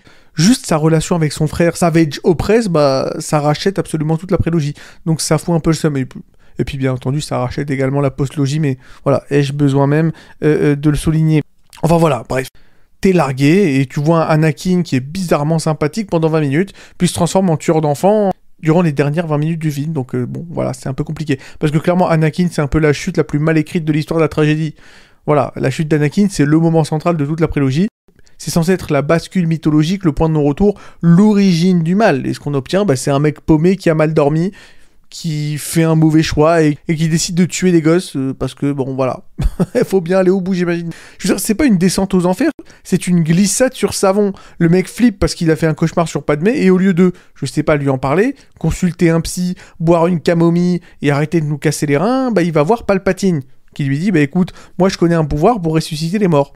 Mais il faut que tu deviennes un Sith. Et là, bien sûr, sans aucune autre forme de procès, Anakin nous dit, bah ok, bah vas-y, je suis chaud. Je vais maintenant aller massacrer des enfants. Donc il n'y a pas d'escalade, il n'y a pas de doute, il n'y a pas de moment où il hésite réellement. Tout ça, bah ça aurait dû être, je sais pas, ça aurait dû être la tragédie grecque ultime. Mais non, c'est une crise existentielle expédiée en 3 scènes. Même dans Plus belle la vie, les retournements sont mieux préparés. Là, franchement, c'est assez pathétique. Je veux dire, si vous voulez la chute dans les ténèbres, d'un jeune personnage un peu naïf et qui est effectivement censé être un héros, bah franchement, voilà, pas besoin d'aller bien loin. Jouer à Warcraft 3, et en principe, voilà, il y a un petit personnage dans ce jeu qui s'appelle Arthas Menethil, et qui clairement met sa fessée à Anakin Skywalker. Désolé pour lui, non franchement, en termes de chute dans les ténèbres, Arthas Menethil rachète tout Star Wars, là-dessus, il n'y a pas de souci. En tout cas, on va revenir malheureusement sur ce 3e opus. Et donc, alors que le Sénat, bah clairement, on va le dire, se fascise, hein, tout tranquillement, que Palpatine prend le contrôle et que des signes évidents d'un coup d'état se dessinent, les Jedi continuent à tenir des réunions. Voilà, encore une fois, des putains de réunions, toujours les mêmes réunions, toujours aussi lentes ces réunions. Et quand ils découvrent enfin que Palpatine est un Sith, bah leur plan d'action c'est « Allons l'arrêter !» On va envoyer Mace Windu avec 3 figurants qui servent absolument à rien. Et là, évidemment, surprise, Palpatine les massacre. En 2 temps, 3 mouvements. Le mec planque son sabre sous sa manche depuis 10 ans et bah, il les découpe comme du tofu. Bon, bien sûr, Mace Windu arrive à le gérer, mais bon, Anakin arrive, assiste à tout, coupe la main de ce pauvre Samuel L. Jackson et oh bah tu te dis ok, enfin une tension morale, sauf que non, bah, c'est un accident scénaristique qui permet de lancer la suite. Et à partir de là, c'est l'autoroute. Anakin devient Dark Vador, il tue tout le monde et il brûle tout. Ok, bah super. Voilà. Et clairement, moi, j'ai regardé ça tout en étant vaguement concerné. Parce que en fait, l'écriture ne m'a jamais laissé entrer dans la tête du personnage. C'est tellement expédié, c'est vraiment abusé. Et donc on y est, le fameux Ordre 66, l'Ordre 66, l'élimination des Jedi. Le massacre des défenseurs de la paix dans toute la galaxie. Sur le papier, c'est énorme, mais dans les faits, bah, c'est un montage YouTube avec de la musique triste. Et encore, je pense que je peux me débrouiller un peu mieux que George Lucas. Pour le coup. Parce que là, c'est un peu ridicule. On voit les clones se retourner d'un coup, tirer dans le dos des Jedi qu'on n'a jamais appris à connaître, donc on s'en fout, et hop, c'est terminé. Je veux dire, si tu veux que je pleure, faut me donner une raison. Hein. Montre-moi des relations, des conflits, des hésitations, je sais pas. Là, on a juste des figurants en images de synthèse qui tombent dans des environnements verts, pendant que la bande-son essaie de te forcer une émotion que le film n'a jamais construit au préalable. Et puis bon, bien sûr, il y a Anakin qui entre dans le temple des Jedi et massacre les enfants, les petits padawans, voilà. Donc il massacre des enfants, c'est très sympa. Et c'est censé effectivement être le moment où tu dis, ok, le gars est tombé dans les ténèbres. Mais ça fait même pas tragédie, ça fait juste bug de conscience. C'est comme si George Lucas avait oublié qu'on n'avait jamais vu Anakin franchir une seule étape morale avant ça. Évidemment, il tue les espèces d'esclavagistes, là, dans l'attaque des clones, enfin je veux dire ça n'a absolument rien à voir. Ces mecs-là étaient des véritables salopards et en plus ils ont contribué à la mort de la mère d'Anakin, donc là franchement on peut pas vraiment lui en vouloir à Anakin. Tu passes d'un massacre qui clairement est justifié à l'extermination d'enfants innocents, je pense que clairement le gouffre est assez large, on va pas se mentir. En fait il n'y a pas de montée en tension, il n'y a pas de dilemme, il n'y a pas de conflit interne. Le mec passe du bien au mal comme ça, exactement comme on va ouvrir une porte en fait, tout simplement. C'est aussi abrupt qu'un raccourci clavier, hein, désolé de le dire. Et puis enfin, évidemment, le duel final entre Obi-Wan et Anakin. Mais bon, ce duel c'est un peu 2 meubles qui s'engueulent au milieu d'un four, on va pas se mentir. Parce que là en principe c'est quand même censé être frère contre frère, maître contre élève, flamme, larmes et hurlements, la tragédie finale. Et c'est là où effectivement on se rend compte d'un truc terrible. Le duel ne fonctionne pas tant que ça.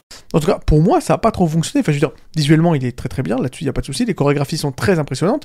Mais moi j'ai pas vraiment ressenti grand chose.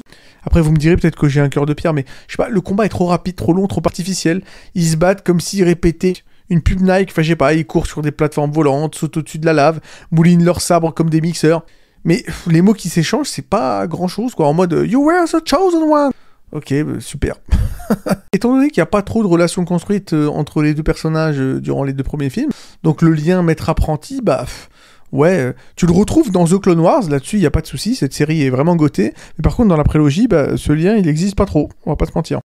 Et donc encore une fois, ce combat final, aussi visuellement ambitieux soit-il, narrativement parlant, en ce qui me concerne, il ne pèse rien. Encore une fois, je sais très bien que vous n'allez pas être d'accord avec moi, il n'y a pas de souci, de toutes les manières, vous pouvez m'insulter dans les commentaires, là-dessus, je l'aurais mérité. Mais bon, moi, je vous dis ce que je pense, maintenant, voilà.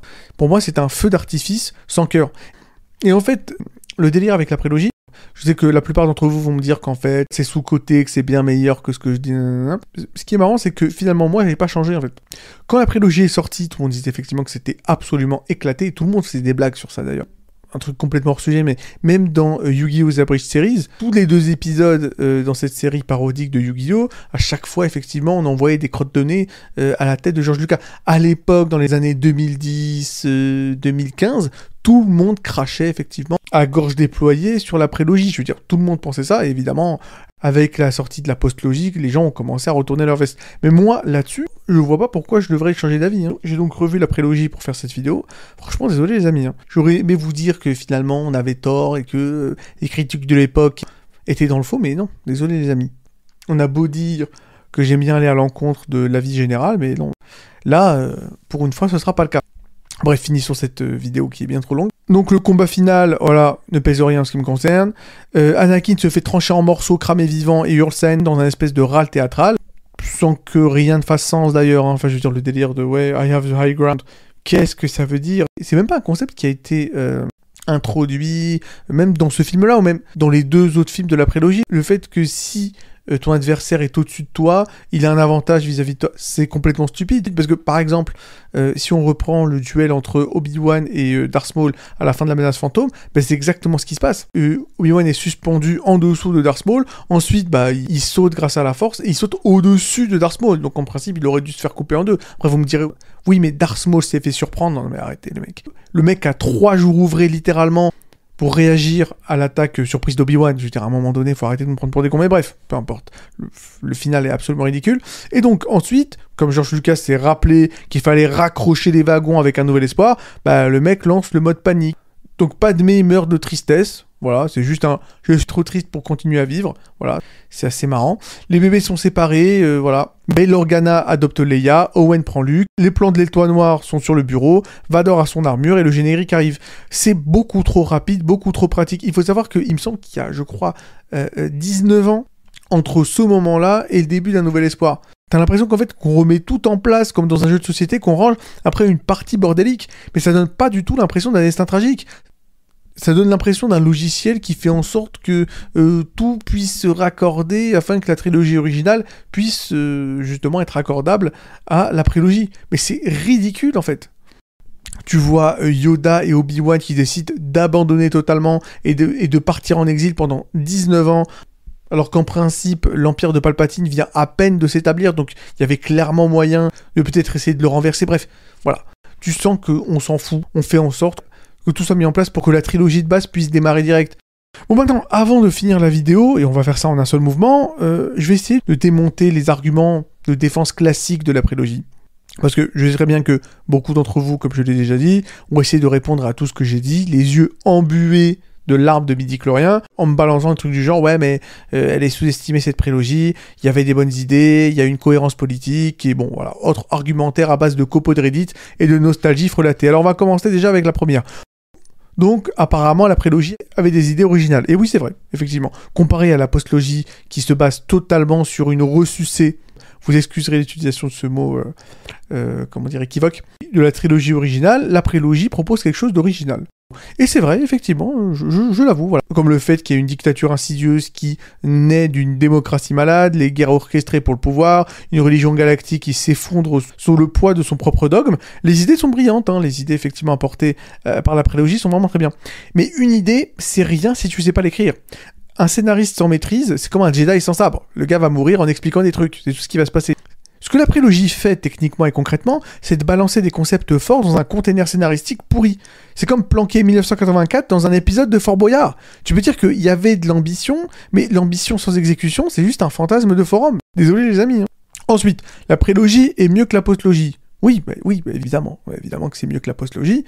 Là-dessus, il n'y a pas de problème. Mais d'un autre côté, oui, une pizza congelée, c'est toujours meilleur qu'un pneu à bouffer. Là-dessus, il n'y a pas de souci. Mais ça reste pas forcément de la bonne bouffe. Hein. La postlogie, j'ai déjà fait une vidéo, c'est l'une des pires trilogies de l'histoire, peut-être la pire trilogie de l'histoire du cinéma. Là-dessus, il n'y a pas de souci. C'est un accident industriel. Une trilogie sans vision, c'est de la merde. Voilà, c'est de la merde. Et la prélogie est quand même meilleure. Là-dessus, il n'y a pas de souci. Mais c'est pas un truc de fou non plus. La prélogie, c'est une trilogie avec une vision que personne n'a encadrée. C'est George Lucas, seul dans une pièce, libre de tout, avec trop de budget et personne pour lui dire « Non, George, non. Ce dialogue est nul, ce plan est vide, ce meuble, ce personnage est un schlag, et on s'en bat les steaks. » Alors oui, effectivement, la prélogie est plus cohérente dans sa globalité que la postlogie. Là-dessus, il n'y a pas de souci, et elle est meilleure que la postlogie. Je vais même pas débattre, en fait. Mais c'est juste que le fait que la prélogie soit cohérente, ça veut pas dire qu'elle soit bien racontée. Tu peux très bien raconter de la merde cohérente, hein. La prélogie reste mal jouée, mal rythmée, surécrite et parfois tout simplement incompréhensible. Enfin, je veux dire, le plan de Palpatine est assez fou, hein. Pour être tout à fait honnête, c'est incompréhensible le plan de Palpatine. Je suis vraiment désolé. Aussi, pas mal de personnes disent que la prélogie a bien vieilli. Sauf que non. Voilà, elle n'a pas bien vieilli, elle a très mal vieilli. En fait, le truc c'est que elle a très certainement vieilli avec toi. En fait, camarade. Tu l'as regardé quand t'étais gosse, bourré de jouer Star Wars dans ta chambre, et t'as kiffé. Et bien sûr, à l'heure d'aujourd'hui, tu la revois avec les lunettes roses de la nostalgie, en mode « Ouais, bah, c'est pas si mal ». Mais c'est pas de la redécouverte, c'est juste du syndrome de Stockholm cinématographique, hein, voilà, j'en ai parlé au tout début de la vidéo. Et évidemment, moi aussi, j'ai regardé la prélogie quand j'étais gosse. Mais voilà, n'oubliez pas que je suis né avec la rage au ventre et que j'ai toujours été aigri.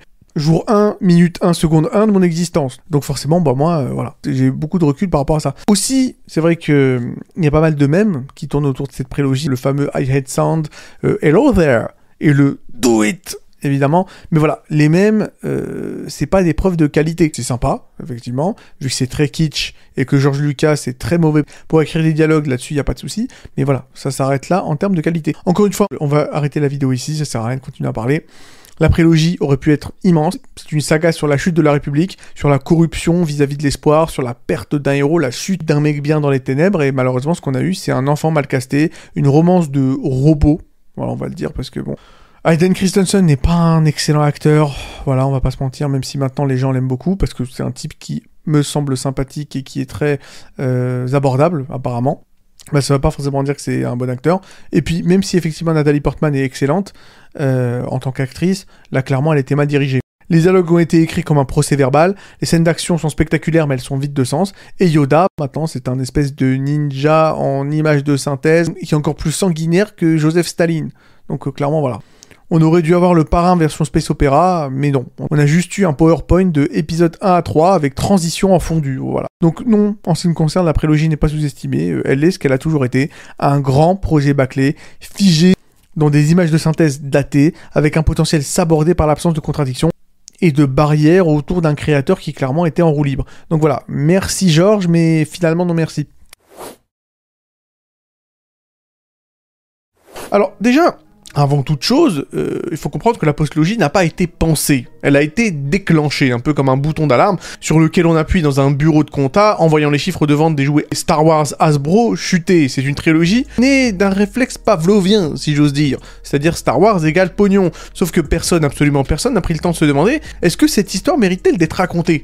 Et spoiler, elle ne mérite pas d'être racontée, mais à la limite, ça vous le savez déjà. Et Disney a racheté Lucasfilm, donc la société de production évidemment de George Lucas, l'auteur de Star Wars, et a immédiatement décidé de relancer la machine à cash. Pas de bible narrative, pas d'arc planifié, on commence direct avec une trilogie en mode on va improviser.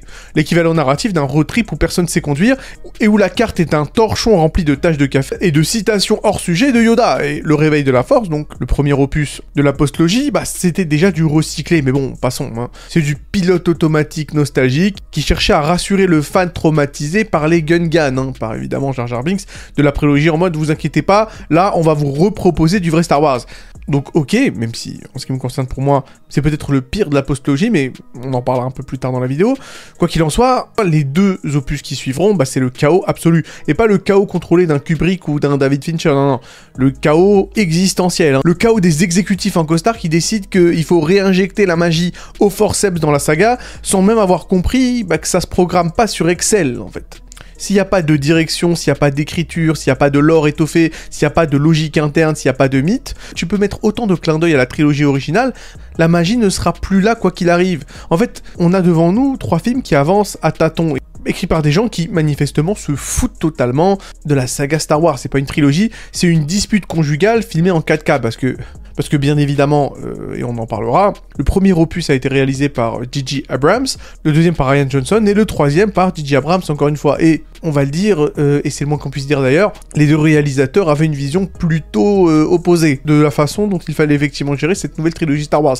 Donc oui, on peut dire que c'est une dispute conjugale, cette postlogie est en guerre avec elle-même et de façon constante. C'est-à-dire que le Réveil de la Force, le premier opus, est en guerre contre la prélogie, The Last Jedi est en guerre contre le Réveil de la Force, et pour finir, Rise of the Skywalker, donc l'ascension de Skywalker, est en guerre contre The Last Jedi. Donc c'est complètement ridicule, c'est un rejeton bâtard sans passé, qui veut un avenir mais qui refuse de comprendre d'où il vient. C'est une trilogie qui utilise le mot Skywalker comme une marque de lessive, et au lieu de raconter une histoire, elle te fait les poches en te disant que tu auras la suite dans une série spin-off Disney+. Parce que si je devais, vous donner une image de la façon dont je perçois la postlogie, ce serait un peu comme un enfant abandonné à la naissance, élevé alternativement par un survivaliste, un hippie sous LSD et un DRH d'Amazon. Voilà ce que ça donne, hein, quand tu files 3 films à 2 réalisateurs qui se méprisent mutuellement, sans aucune ligne directrice, sans supervision et sans même un putain de cahier d'intention. Donc comme je l'ai dit, J.J. Abrams lance le Réveil de la Force comme un mec qui pose des dominos en espérant que quelqu'un d'autre s'occupera de les faire tomber. Il balance des mystères comme s'il jouait à coller des post-it sur une grenade, hein, bien sûr. Mais ça, à la limite, J.J. Abrams c'est coutumier du fait. C'est lui, il me semble, qui a inventé, ou en tout cas qui a coiné le terme de la mystery box. C'est une technique d'écriture qui a fait ses preuves, entre gros guillemets, dans la série Lost, qui elle aussi a été écrite, il me semble, par J.J. Abrams, et qui consiste à balancer plein de petits mystères de ci, de là, plein de questions sans réponse, un peu partout dans la narration, afin de pousser le spectateur à continuer à consommer effectivement la fiction en question, afin d'enfin avoir un jour la réponse à ces questions. Mais bien évidemment, J.J. Abrams lui-même ne connaît pas les réponses à ces questions, ça a posé pas mal de problèmes dans Lost, et clairement ça en a posé beaucoup dans cette postlogie Star Wars. Alors, toutes ces questions, donc je vais vous faire peut-être un petit résumé des questions que J.J. Abrams parsème un peu partout dans son premier film, bon, qui irait Snoke, c'est quoi? Pourquoi Luke a disparu? Bref, il y a plein de questions comme ça. Évidemment, lui-même n'a aucune réponse, mais il fait le malin. J.J. Abrams, c'est le type qui te vend un coffre-fort vide avec un regard complice, en mode non, tu ne sais pas ce qu'il y a à l'intérieur, hein, voilà. Tout pourrait être à l'intérieur, et c'est ça l'arnaque de la Mystery Box. Puis arrive Rian Johnson, et là, clairement, changement de ton, hein, directement. C'est plus un film, c'est une prise d'otage scénaristique. Le mec débarque avec un cutter et un manifeste, et nous dit « Vous aimiez la trilogie originale ? Ben regarde-moi, je vais tout cramer. » Snoke, il crève comme une merde en plein milieu du film, sans explication. Les parents de Rey sont des randoms, des déchets, littéralement. Ça, c'est quelque chose que j'ai apprécié, attention. Moi, je n'aime pas le délire de Chosen One, Rey, la fille de je sais pas qui, de Luke ou de Palpatine, non. Moi, c'est quelque chose que j'ai apprécié dans le film de Rian Johnson, donc à la limite, là-dessus, je cracherai pas, mais quand même, on sent que c'était pas du tout la direction que voulait prendre J.J. Abrams. D'ailleurs, c'est tellement le cas que J.J. Abrams redconnera ça dans le 3e opus. Et Luke Skywalker, c'est devenu un espèce de moine aigri qui fait la traite de vache alien pour boire du lait vert dégueulasse et qui veut crever tout seul. Ryan, en fait, ne déconstruit pas la saga, il la dissout dans l'acide sulfurique. Et il le fait avec le sourire. Et à la limite, moi, ça me dérange pas de déconstruire un peu le mythe du Jedi et tout ça, il y a aucun souci. Mais le problème, c'est que Rian Johnson ne va pas au bout de son délire. De toutes les manières, on en reparlera plus tard, hein, lorsqu'on abordera le chapitre des derniers Jedi. Je vous donnerai mon analyse sur la question. Et donc, comme vous le savez, J.J. Abrams revient après ça, un peu comme un ex-toxique qui s'est inscrit à un stage de reconquête affective, et avec lui, il suivra l'ascension de Skywalker. C'est le film qui est censé tout rectifier à la truelle. Donc, très finalement, c'est la petite fille de Palpatine. Snoke est une création de labo, et Palpatine d'ailleurs de retour, hein, parce qu'on s'en bat les steaks de la cohérence. D'ailleurs, le fait que Palpatine soit de retour, ça détruit totalement la trilogie originale, mais bon, admettons, on en parlera encore une fois, vous inquiétez pas. Mais clairement, ce dernier film, c'est pas une fin, hein. C'est un patch de panique, c'est un add-on de Tekken 8, une tentative désespérée de faire tenir ensemble des morceaux d'intrigue mutuellement exclusifs. En fait, c'est comme si tu faisais une greffe de bras entre 3 cadavres et que t'appelais ça une résurrection. En fait, c'est une guerre d'ego déguisée en trilogie. Chaque réalisateur corrige l'autre au lieu de construire ce qu'il a envie de construire. Chaque film contredit ce qui le précède sans vergogne et sans justification. Et les spectateurs, ils se tapent ça comme un enfant de parents divorcés qu'on balance d'un parent à l'autre. Chacun hurlant « Ouais, c'est moi qui ai raison !» Mais finalement, tout le monde a tort. Et le plus incroyable dans tout ça, c'est qu'à aucun moment Lucasfilm n'a arrêté le massacre. Pas de producteur exécutif avec une vision. Juste une boîte à billets prête à imprimer du contenu, peu importe le prix narratif. Bon, je pourrais aussi parler de Kathleen Kennedy, mais bon, voilà, ce serait clairement tiré sur l'ambulance. Il y a bien d'autres youtubeurs qui lui ont taillé un sacré costard, pas la peine que j'y passe aussi. Quoi qu'il en soit, L'héritage de Star Wars est devenu un hashtag, et il fut un temps très lointain où Star Wars parlait de transmission, de rédemption, de combat intérieur. Mais maintenant, malheureusement, ça parle d'héritage génétique, comme un vieux dossier d'assurance vie, et de sauter entre les vaisseaux à dos de cheval, dans l'espace sans explication. Enfin, je veux dire, les mecs, là, la postlogie ne comprend pas ce qu'est un mythe. Elle comprend ce qu'est un produit dérivé. Là-dessus, il n'y a pas de souci. Elle comprend ce qu'est un plan de com ou un tweet viral. Par contre, le mythe, l'élévation, la chute, la douleur, rien à foutre. Voilà, rien à foutre. On te balance des combats en CGI et on te dit que c'est épique, sauf que c'est pas épique, c'est creux. Voilà. C'est du YouTube Kids sous acide. Si on prend Rey, par exemple, mais encore une fois, on aura l'occasion d'en reparler au cours de la vidéo, l'héroïne censée porter cette nouvelle ère de Star Wars, elle n'a aucune initiation, aucune chute, elle naît parfaite et finit encore plus parfaite. Elle a littéralement tous les pouvoirs d'un Jedi au bout de 2 jours, alors qu'elle ne s'est jamais entraînée, pas de maître, pas de conflit intérieur, pas de difficulté. Elle regarde un sabre laser, elle sait déjà tout faire.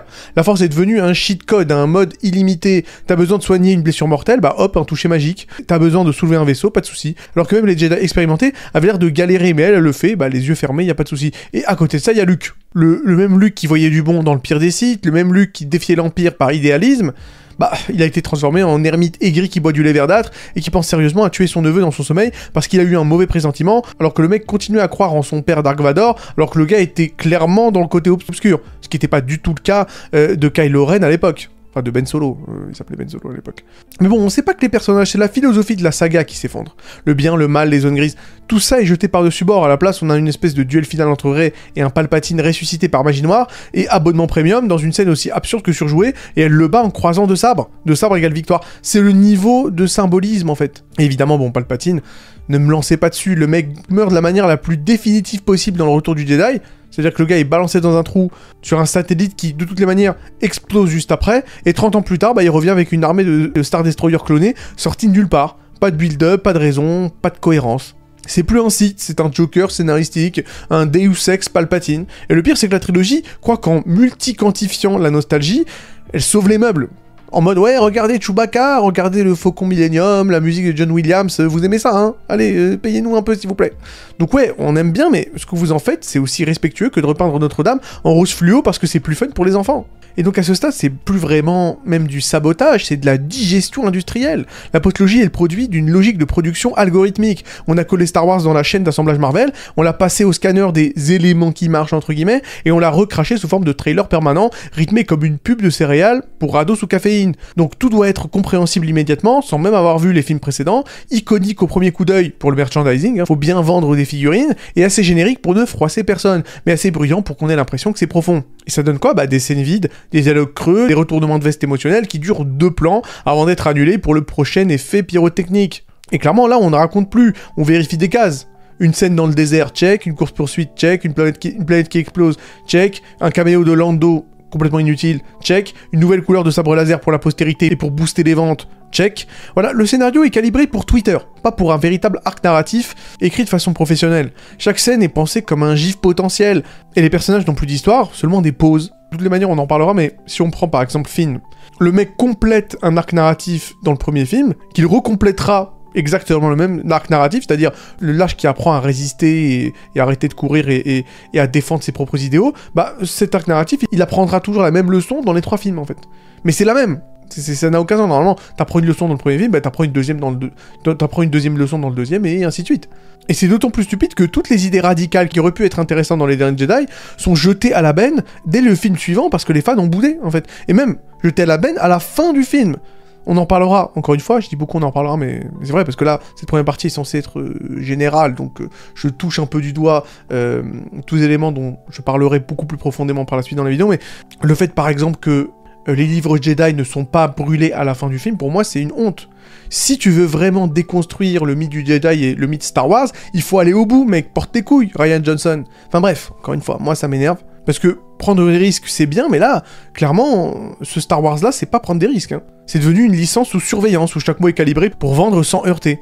C'est un espace clinique, bien propre, bien conforme, et le mythe est mort de froid, on va pas se mentir. Bon, maintenant qu'on a vu comment cette trilogie a été conçue, comme un meuble sans notice, et comment elle a découpé son héritage au scalpel marketing, et aussi comment elle a tous abordé dans un feu d'artifice CGI et de réécriture paniquée, il est temps de plonger film par film, scène par scène, erreur par erreur. Forcément, bienvenue dans la dissection complète de la postlogie Star Wars. Et on va commencer avec l'éveil de la Force. Alors, on va commencer tout tranquillement notre explication de la médiocrité de cette postlogie avec le tout premier, comme chacun sait donc, l'éveil de la Force. Alors, The Force Awakens, le 7e épisode de la saga Star Wars, a suscité diverses réactions de la part du public et des critiques, et en général c'était assez positif. Et bien que le film ait été généralement bien reçu et ait connu un succès commercial important, eh bien plusieurs critiques récurrentes ont été soulevées. Par les gens comme moi, on va pas se mentir, hein. Moi tout de suite j'ai commencé à crier à la bouse, je vous l'ai dit, dès les premières minutes du film. Alors, déjà, le premier problème, c'est quand même le développement de personnages. Des nouveaux persos que l'on voit, tels que Rey, Finn et Poe, qui ne sont clairement pas suffisamment approfondis, et même un peu incohérents. Enfin, je veux dire, on en parlera un peu plus tard, mais même si effectivement Finn est un personnage qui quand même tient debout lors de ce premier opus, vu que Finn, quand même, c'est censé être un Stormtroopers qui décide de se barrer, voilà, c'est entre guillemets, c'est un lâche, qui apprend à devenir plus courageux jusqu'à la fin du film. En ce qui concernerait, et surtout en ce qui concerne Poe, il n'y a pas grand-chose. Poe étant un copier-coller assez maladroit de Han Solo, et Rey, voilà, on va en parler un peu plus tard. Et au-delà de ça, les persos classiques ont été extrêmement mal utilisés. Enfin, je veux dire, on parle de Han Solo qui se fait one-shot... comme une grosse merde, et surtout de l'absence de Luke Skywalker, enfin je veux dire, en tout cas jusqu'à la fin du film, voilà, qui arrive à la fin pour dire, ouais, finalement je suis là. Une espèce de caméo un peu merdique. D'ailleurs, je parlais de Rey, évidemment, Rey, le personnage principal, a été vertement critiqué, parce que quand même, il faut le dire, c'est une Marissu. Donc une Marissu, qu'est-ce que c'est? C'est un terme utilisé pour décrire un personnage irréaliste qui excelle dans de nombreux domaines, sans formation ni développement suffisant. Et c'est clairement le cas de Rey, la jeune fille qui n'a jamais combattu, qui savait même pas ce que c'était que la Force. Voilà, en un seul jour, elle déboîte l'élève de Luke en la personne de Kylo Ren, en combat au sabre, enfin c'est quand même complètement dingue. Elle utilise la Force en mode Jedi Mind Trick, en manipulant tous les gardes afin qu'elle puisse s'enfuir. La meuf, elle pilote le Faucon Millennium mieux que Han Solo lui-même. Enfin bref, voilà, il n'y a pas de discussion possible, c'est du n'importe quoi de A à Z. L'introduction de Kylo Ren en tant que méchant principal, on va le dire, c'est un peu mitigé, je veux dire.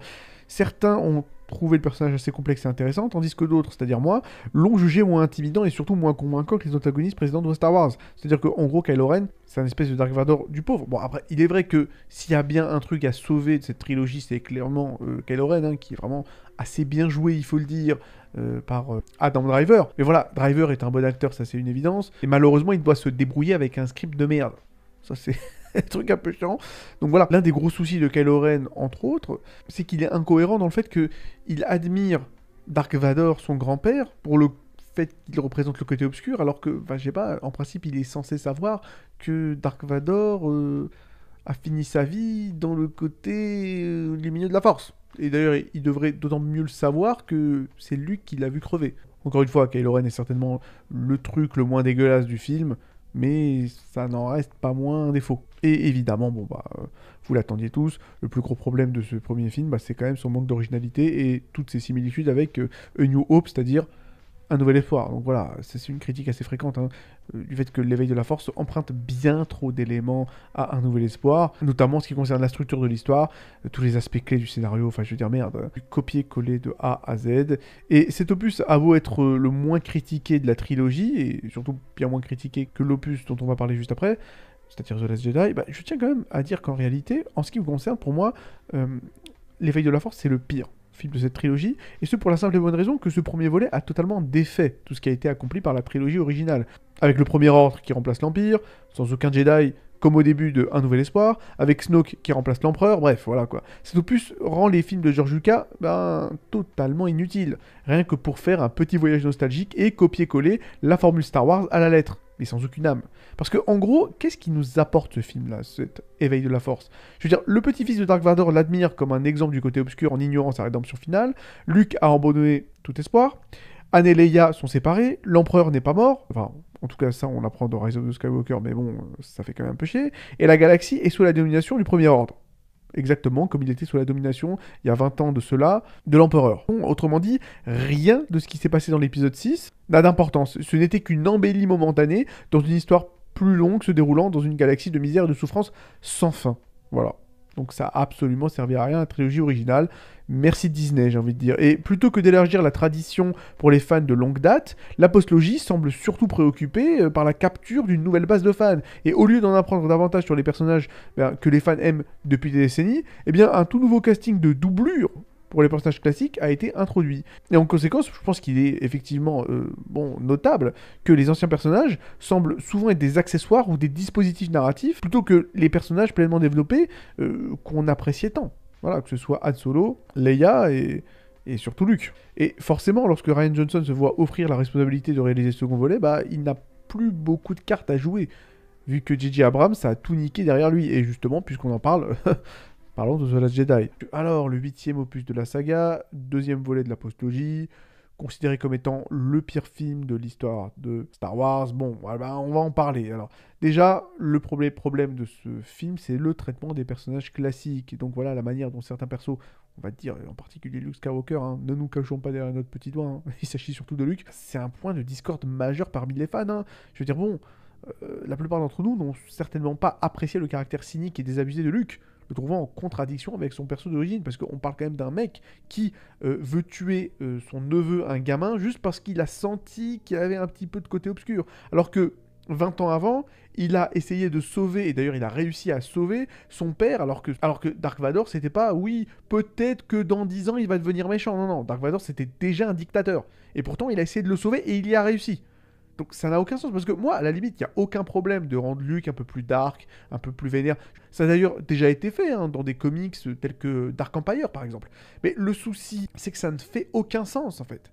Ça ne fait aucun sens avec la manière dont Luke a été dépeint. Ensuite, bon, bah, l'autre truc qui a fait chier un peu tout le monde, bah, c'est un peu le côté subversion des attentes, hein, parce que bon, notre ami Rian Johnson a pris plusieurs décisions, il faut le dire, scénaristiques, inattendues et qui ont divisé le public. Hein. Certains ont estimé que ces choix subvertissaient de manière rafraîchissante les troupes de Star Wars, tandis que d'autres, c'est-à-dire moi, les ont trouvés décevants et mal gérés. Parce qu'à la limite, effectivement, le film est original et il prend des décisions un peu couillues. Mais le problème, c'est que ça va pas au bout.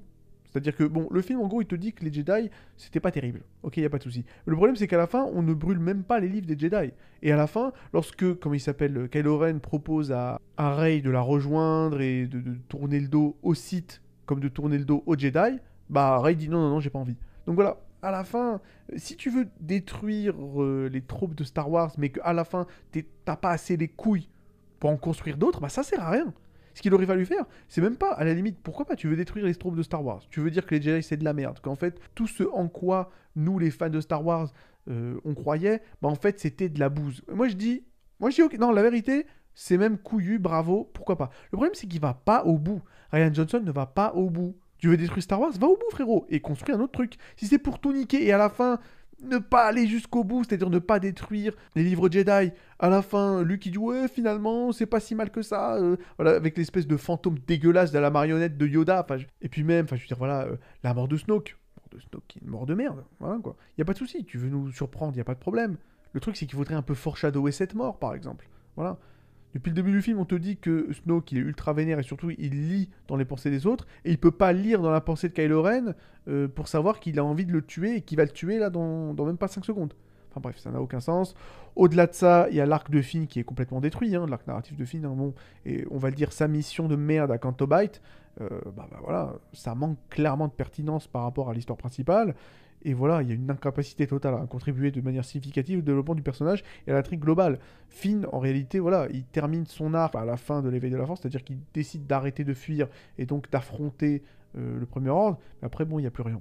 Voilà. Limite, limite, il passe par le même arc dans ce film, là, dans The Last Jedi. Donc clairement, Finn pue la merde de A à Z, c'est dommage. Ensuite, voilà, bon, la force qui est utilisée quand même de manière totalement stupide, qui va à l'encontre totale de la mythologie établie. À la limite, de toute façon, ça encore, ça va. C'est surtout dans Rise of Skywalker où tu vois des mecs se faire soigner, enfin, c'est du n'importe quoi. Bien sûr, on pourrait me dire, oui, mais dans l'univers étendu, on peut utiliser la force pour se soigner. Il n'y a pas de souci, mais le problème, c'est que là, on n'est pas dans l'univers étendu. Et Disney, lorsqu'ils ont racheté la licence Star Wars, on dit clairement que l'univers étendu, maintenant, n'était plus canon. Donc, soit on canonise, soit on décanonise, soit on fait un truc. Il y a un problème. Donc, si l'univers étendu est décanonisé, bah alors il faut nous expliquer ce qu'on peut faire ou ce qu'on peut pas faire avec la force. Parce que si c'est pour se la jouer Mary Poppins comme Leia, qui décide au final de pas crever et qui se déplace dans l'espace en mode freezer, bah, les mecs, il y a quand même un problème quoi. C'est Mary Poppins ou c'est Leia? Enfin bref, vous savez de quelle scène je parle. Enfin, c'est du n'importe quoi de A à Z. En plus, voilà, il y a certains personnages féminins, que ce soit le vice-amiral Holdo ou Rose, la petite Rose, voilà, qui ont clairement reçu des réactions très polarisées, hein. Certains spectateurs les trouvant bienvenus, et certains autres spectateurs, c'est-à-dire la majorité, les trouvant complètement flingués. Voilà, Rose qui est là, mais qui n'est là, mais qui n'est pas là, qui a une espèce de romance complètement mal branlée avec Finn. De toute façon, en plus, elle est tout de suite mise de côté dans le troisième film. Holdo avec ses cheveux roses, bon voilà, bref. Holdo, c'est un peu le signe que le film a été écrit par Kathleen Kennedy, hein, voilà. C'est clairement ça, j'en dirai pas plus, je pense que ceux qui savent de quoi je parle, voilà, savent là où je veux aller. Bref, en plus même, elle ne fait aucun sens, Holdo. C'est-à-dire qu'elle arrête pas de hagar ce pauvre Poe, mais en fait, Poe a raison. C'est-à-dire qu'elle refuse de lui donner, de lui dire son plan. Pourquoi elle refuse de lui donner son plan? On ne sait pas. Ça n'a aucun sens. Toutes les manières, le film est complètement criblé d'incohérences. Je veux dire, bon, on parlera même pas des bombes dans l'espace. Bon, ça, c'est une hérésie, mais à la limite, pourquoi pas. Moi, le problème, c'est encore une fois avec l'attentat suicide de Holdo, qui est totalement inutile, puisqu'elle aurait pu mettre un droïde à sa place. Et encore une fois, s'il est possible de juste prendre un vaisseau, de se mettre en mode hyper vitesse et de défoncer toute une armada, bah alors, pourquoi ça n'a pas été fait avant? C'est ça, en fait, le souci. Pourquoi tu mets pas juste un droïde et tu fais ça à chaque fois? Enfin, ça n'a aucun sens. Ce film n'a aucun sens. Je veux dire, la scène est très jolie, mais elle ne fait aucun sens. Elle ne fait aucun sens. Donc c'est quand même un gros souci. Au-delà de ça, il y a quand même le ton de ce film, Les Derniers Jedi, qui est complètement merdique, hein, l'utilisation d'humour de merde avec les porgs, là. Putain de porgs. Mais putain de porgs, mais putain de porgs. Mais qu'est-ce qu'ils foutent là, ces porcs de merde? Bref, voilà, c'est totalement inapproprié, c'est en décalage avec le sérieux de l'histoire. Je veux dire, il y a un moment où tu vois une scène où éventuellement Rey pourrait devenir Dark Rey en mode Sith, je sais pas quoi, nanani nana, et la séquence d'après, tu vois des porgs. En mode, ouais, achetez-nous à Toys R Us. Mais allez vous faire foutre, les mecs. À un moment donné, faut dire les termes, les mecs. Arrêtez vos conneries. Enfin voilà, bref. Bien que pour moi, c'est certainement le meilleur de la trilogie, hein. Pour certaines raisons, par exemple, le fait qu'effectivement, il a été révélé... Bon, finalement, ça a été complètement retcon après, mais bon, on nous révèle que Rey est en fait personne. Voilà. Ça, je trouvais ça très très bien. De toute façon, pour ceux qui connaissent mon avis sur Naruto, vous savez très bien pourquoi j'aime le fait que Rey ne soit personne, hein. Voilà. Que ce soit pas la fille de je sais pas qui, la grande fille de Nanani, la réincarnation de mon cul, voilà. Elle n'est personne, c'est juste une meuf forte. Je préfère ça.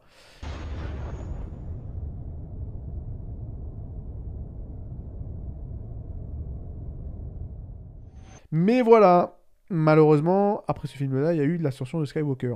L'ascension de Skywalker, qui est donc, bon voilà, comme je l'ai déjà dit au début de cette vidéo, repris et réalisé par J.J. Abrams, qui n'a clairement pas, on va le dire, apprécié la direction de Rian Johnson dans The Last Jedi, et donc voilà. Le souci, c'est que il tente de réparer les derniers Jedi dans son film, au lieu de se casser les couilles et essayer de faire un bon film. C'est ça le problème. Donc voilà, l'ascension de Skywalker en VF tente de corriger et de revenir sur les choix narratifs dans The Last Jedi, ce qui donne lieu à un scénario, il faut le dire, forcé et incohérent. Voilà, le film a un rythme effréné, il a un montage ultra rapide, qui effectivement empêche le développement approfondi de l'intrigue et des personnages, et qui donne l'impression, on va le dire, d'une accumulation précipitée d'événements en mode un peu jeu vidéo, c'est-à-dire c'est les MacGuffin, voilà, va chercher la dague, qui va chercher l'objet pour aller trouver la planète inconnue, pour débloquer le level up de mon cul sur la commode, bref, voilà. En plus, il y a le retour de l'empereur Palpatine, qui est clairement, on va le dire, l'une des pires décisions de l'histoire du cinéma. Allez, je vais même aller jusqu'à dire que c'est une des pires décisions de l'histoire du scénario en termes général. Le retour de l'empereur Palpatine, le petit Palpa, c'est peu convaincant, c'est trop commode. Voilà, les mecs qui se sont rendus compte qu'ils n'avaient pas de grand méchant pour le troisième film, donc ils te sortent, voilà, le bon vieux Palpa du formol. Ça n'a aucun sens. Ça veut dire que donc Dark Vador s'est sacrifié pour rien dans l'épisode 6. Ça veut dire que notre ami Palpa s'est fait balancer dans les ténèbres, et ensuite la planète explose, mais il survit, on ne sait pas pourquoi. Donc la façon dont il est annoncé, c'est du n'importe quoi. Tu vois le pauvre Poe en mode, ouais, somehow Palpatine return. Non mais attends, ça c'est peut-être la pire phrase de l'histoire du cinéma. Mais c'est fou, ce film est complètement dingue. Bon voilà, l'origine et l'arc narratif de Rey. En fait, on t'explique maintenant que Rey, c'est la petite fille de Palpatine. Ok, d'accord, super, ça sort de nulle part, c'est de la merde. J'ai même pas besoin de vous expliquer de toutes les manières. Il faut que le héros soit l'enfant d'un grand héros, d'un grand méchant, la réincarnation de mon cul, le héros de la lumière. Rey, ça pouvait pas juste être une meuf. enfant d'alcoolique ou je sais pas quoi. Il fallait que ce soit ceci, cela. C'est de la merde. J.J. Abrams, espèce d'angle... Bref. Tous les autres personnages sont sous-utilisés. Finn, Rose, de la merde. Tous les nouveaux personnages introduits, de la merde, sont sous-utilisés, mal développés. La conclusion de la saga Skywalker est merdique, pas à la hauteur de nos attentes. Clairement un sentiment d'inachevé. Enfin voilà, et en plus même, j'ai même pas parlé de la mort de Luke, des derniers Jedi. Enfin je veux dire, c'est une honte. Le mec, il meurt par Bluetooth. Non mais c'est fou quoi. Le mec meurt par Bluetooth. Mais vous êtes fous. Mais que... Moi je m'en bats les couilles de Luke Skywalker, mais si tu veux le tuer, tue-le. Mais pas par Bluetooth les frères. Il est mort, il avait plus de Wi-Fi. C'est quoi cette merde? Ouais, j'ai plus de Wi-Fi, salut, tant pis je meurs. Mais frère, passe à la 5G, c'est quoi l'histoire? Non mais bref, je vais même pas en parler de toutes les manières. La conclusion de la saga Skywalker, c'est Rey qui décide de devenir une Skywalker. Voilà, avec, voilà, bon, espèce d'aberration de dernière scène où elle dit oui, je m'appelle Rey. Rey comment? Rey Skywalker. Vas-y, Rey du cul, ouais, bon. I'm Rey. Rey who?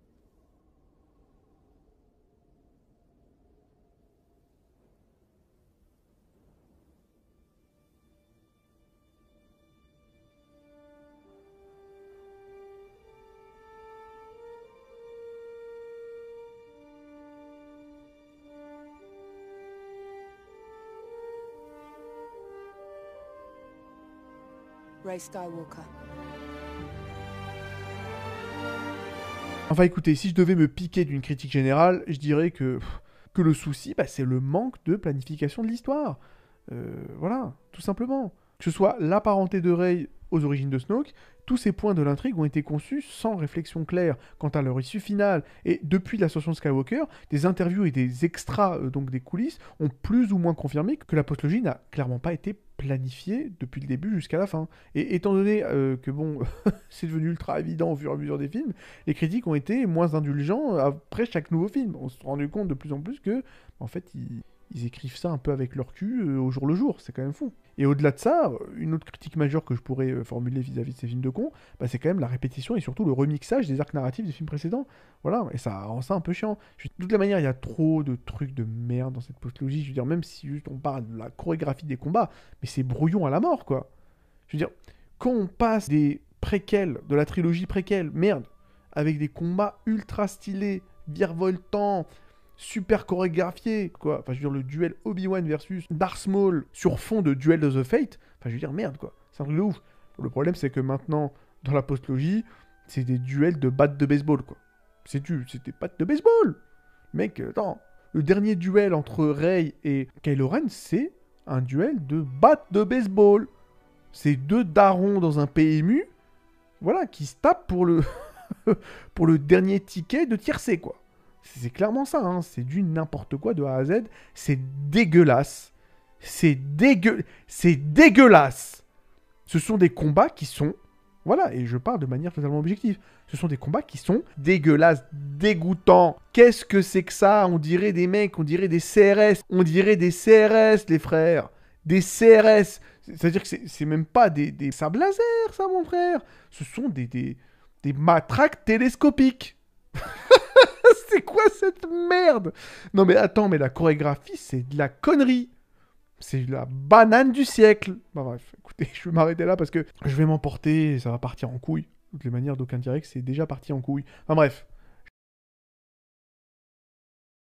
Commençons donc par le commencement avec le premier opus de cette trilogie Prince of Persia, à savoir Les Sables du Temps, sorti en 2003, à travers lequel nous assistons à une véritable renaissance de la licence créée par Jordan Mechner. Ce jeu a tout simplement marqué l'histoire du jeu vidéo, on va pas se mentir, en introduisant le concept de cinématique platformer 3D, qui influencera des titres tels que Uncharted, Assassin's Creed, ou même encore Castlevania Lord of Shadow, qui ont tous des phases d'escalade, acrobatie similaires à ce que nous proposent les Sables du Temps. Et concernant le synopsis du jeu, bah il est simple. Le jeu raconte l'histoire d'un jeune prince téméraire, évidemment Prince of Persia, dont le seul but est de se prouver aux yeux de son père et de se couvrir d'honneur dans la foulée. Et alors que le prince et son armée pillent la ville du puissant Maharaja lors d'une visite en Inde, le prince met justement la main sur une mystérieuse dague, et du sablier qui va avec, contenant à ce qu'on dit des pouvoirs magiques.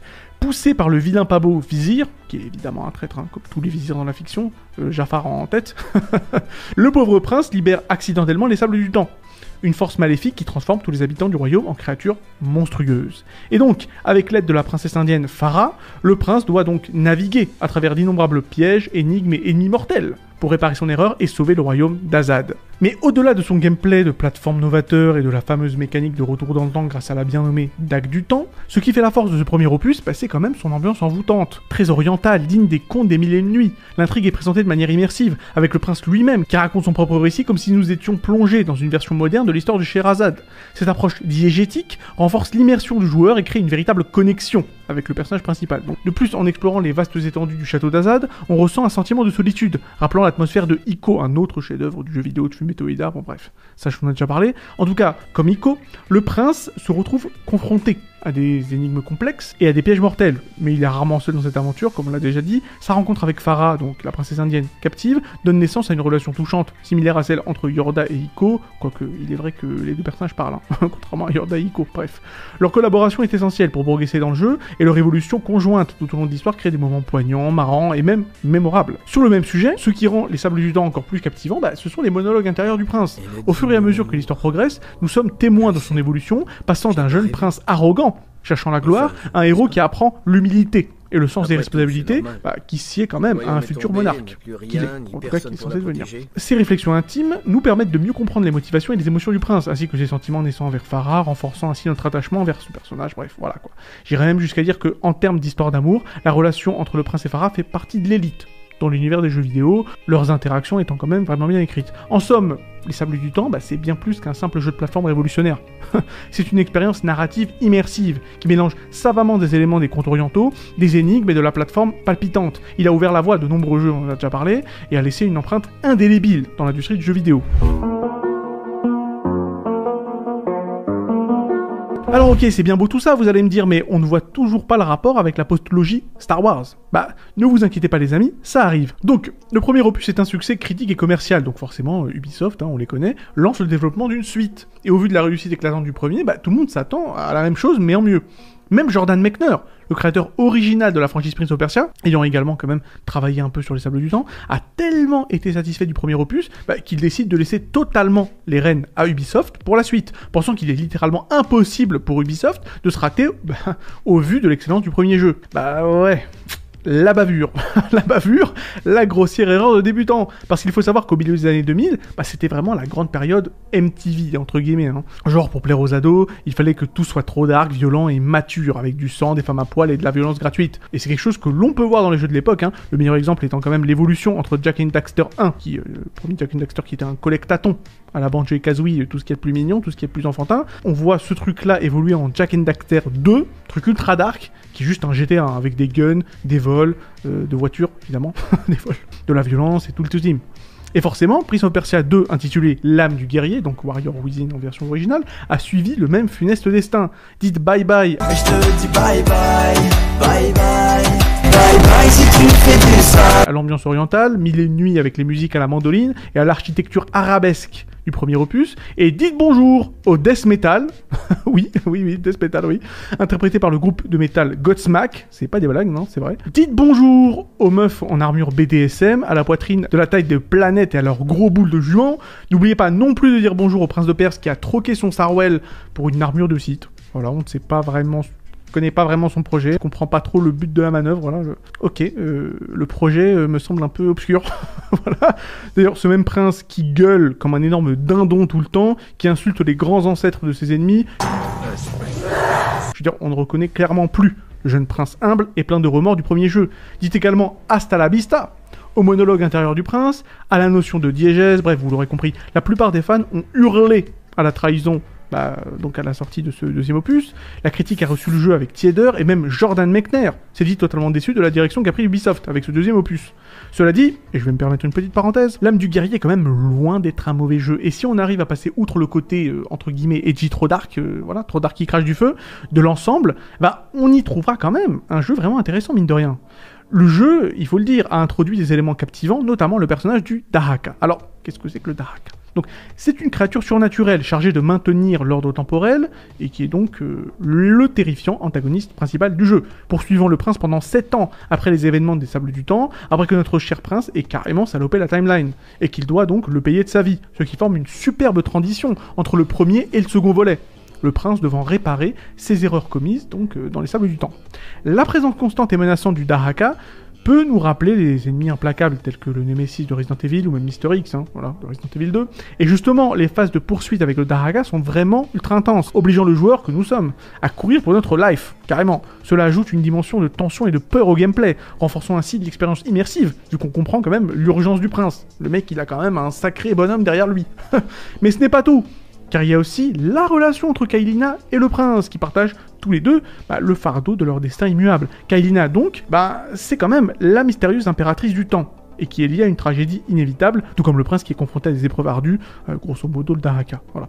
Leur relation complexe est teintée de fatalité, créant une dynamique intrigante entre les deux personnages, ce que j'ai vraiment apprécié. Même si pour cela, faut quand même parvenir à voir au-delà du character design digne de Tetsuya Nomura sous crack, de cette pauvre Kaelina. Et pour finir ma tentative de réhabilitation de ce jeu, je dirais que si les intrigues de voyage dans le temps comme Primer, le prisonnier d'Azkaban ou même Triangle, voilà, si vous les aimez, vous aimerez certainement l'âme du guerrier. Et je n'en dirai pas plus afin de ne rien divulgacher, mais voilà. Si vous aimez les voyages dans le temps, l'âme du guerrier, c'est toujours ça de prix. Enfin, toujours est-il que ce deuxième opus a globalement été mal reçu par les fans, et là je pense que le parallèle entre cette trilogie et la postlogie Star Wars commence à faire un peu plus de sens à vos yeux. En effet, les premiers opus de la postlogie Star Wars et Prince of Persia, à savoir The Force Awakens, donc l'éveil de la Force, et les Sables du Temps, ont été très bien accueillis par le public. Ils ont symbolisé une renaissance pour une franchise bien aimée, qui avait connu quelques déceptions avec la prélogie d'un côté, donc de George Lucas, et Prince of Persia 3D, sur Dreamcast et tout ça, enfin bref, c'est un jeu injouable, de l'autre. L'éveil de la Force et les Sables du Temps ont réussi à capturer l'esprit de l'original en introduisant de nouveaux personnages charismatiques. Enfin, si on doit être honnête, il n'y a pas grand chose de nouveau introduit dans le Réveil de la Force. C'est une copie carbone de Un Nouvel Espoir, mais on va dire qu'on n'a rien vu, bref. Mais voilà, le deuxième volet de chacune de ces renaissances, c'est-à-dire la renaissance Prince of Persia et la renaissance Star Wars, a suscité des réactions, on va le dire, mitigées de la part du public. L'âme du guerrier de Prince of Persia et The Last Jedi de la postlogie Star Wars ont tous deux pris des directions audacieuses et sombres, qui divisaient les fans, l'âme du guerrier en adoptant une tonalité plus mature et plus violente, rompant avec l'atmosphère féerique du premier opus, et The Last Jedi en pissant chaudement, voilà, on va pas parler chinois, sur toute la mythologie Star Wars, détruisant toutes les icônes telles que les Jedi, Luke Skywalker, pour ne rien construire derrière. Donc ouais, c'est vrai que ça c'est un peu complexe, Sim et Ryan Johnson, mais on va laisser ce sujet pour une autre vidéo. Et c'est là qu'on arrive au troisième opus de la trilogie, à savoir Prince of Persia les Deux Trônes, qui, comme Rise of the Skywalker, de la postlogie Star Wars, avait pour rôle de se réconcilier avec les fans du premier opus en s'éloignant résolument du second volet pour revenir aux sources justement. Et tout comme Rise of the Skywalker, qui nous ressort le bon vieux Palpatine de la cave, qui dégage par la fenêtre tous les persos introduits dans The Last Jedi comme Rose par exemple, et qui fait comme si le second volet n'avait jamais existé, eh bien tout comme Star Wars, Prince of Persia avec les Deux Trônes nous ressort le grand méchant des Sables du Temps, c'est-à-dire le vizir, et il n'est pas le seul à remontrer le bout de son museau, car la love interest, entre guillemets, du premier jeu revient également, donc Farah est de retour, ce qui fait que, fatalement, Kaelina, la meuf du prince dans le 2, donc dans Warrior Within, dans l'âme du guerrier, se fait suriner, carrément, au bout de 10 minutes de ce troisième opus, afin de relaisser sa place à Farah. Voilà, aux côtés du prince. Mais c'est loin d'être tout, car on oublie aussi l'atmosphère gothique de l'âme du guerrier pour les rues bien orientales de Babylone, la ville où ce troisième volet prendra justement place. Et même Kaelina connaît un redesign pour lui donner un air un peu plus arabe. Bien que arabe, est-ce qu'elle est vraiment arabe, Kaelina? Ça se passe en Perse, on ne sait pas, mais Babylone, c'est en Irak. Donc écoutez, je ne sais pas. Voilà, on va dire que Kaelina a un peu plus l'air, entre guillemets, voilà, oriental, on va dire. Bon. D'ailleurs, l'ambiance Conte des Mille et Une Nuits revient, avec la bande-son qui bannit le métal et hard rock pour retrouver les puissants chœurs arabesques du premier opus. Et le retour aux sources ne s'arrête toujours pas là, car la dague du temps redevient l'âme principale du prince comme dans le premier, alors qu'elle était totalement absente du deuxième opus. Les monologues intérieurs du prince opèrent également leur rentrée, de même que le côté récit enchâssé style Scheherazade Mille et Une Nuits, puisque c'est Kaelina qui nous raconte l'histoire, de la même manière que c'était le prince de Perse qui nous racontait les événements du Sable du Temps. Voilà, effectivement, voilà. Bref, il est évident que les Deux Trônes est une tentative désespérée d'Ubisoft d'apaiser la fureur des fans de Prince of Persia à coups de fanservice et de clin d'œil au premier volet, de la même façon que l'était Rise of the Skywalker avec les fans désabusés de Star Wars, et surtout après les derniers Jedi. Mais si la postlogie se finit avec un film dont la médiocrité ne fait aucun débat, eh bien j'ai le plaisir de vous affirmer que Les Deux Trônes est un retour tout à fait impeccable de Prince of Persia. Bravo Ubisoft, et c'est pas souvent que vous m'entendrez chanter les louanges de cette compagnie. Les Deux Trônes est en effet un retour réussi à l'essence du premier opus, les Sables du Temps. Le jeu ne se contente pas de reprendre des éléments appréciés du premier volet, mais les adapte intelligemment pour offrir une expérience différente et originale. Et surtout, il faut le dire, en respectant le second opus, contrairement à Rise of the Skywalker qui, fait comme si la Jedi n'avait jamais existé. Quand même, les deux trônes va jusqu'à même réparer les maladresses du second opus en les justifiant, et on va en parler tout de suite. Tout d'abord, les monologues intérieurs du prince sont de retour dans les deux trônes, comme je l'ai déjà dit, mais cette fois-ci, le Dark Prince se joint à lui, le sombre alter ego du prince. Les dialogues entre les deux personnages sont captivants et apportent une dimension intrigante à leur relation. Les échanges entre le prince et son alter ego ajoutent une tension supplémentaire et permettent d'explorer davantage la dualité du protagoniste. C'est clairement la chose que j'aime le plus dans ce jeu, on va pas se mentir, hein. Leur dynamique me fait tellement penser à celle entre Guts et la bête noire dans Berserk, enfin c'est fou quoi. Et en ce qui concerne Kaelina, contrairement à d'autres franchises qui auraient pu simplement ignorer les événements du second opus en la dégageant au lance-pierre, eh bien, les deux trônes intègrent intelligemment son personnage à l'histoire. Kaelina meurt très rapidement certes, mais cela lui permet de jouer un rôle narratif en racontant l'histoire, à la manière des contes des Mille et une nuits, exactement comme dans le premier. Cela donne une dimension supplémentaire à la narration, et renforce l'immersion du joueur dans l'univers de Prince of Persia, permettant à Farah de reprendre sa place en tant que love interest entre guillemets du prince, tout en respectant, dans la foulée, le personnage de Kaelina.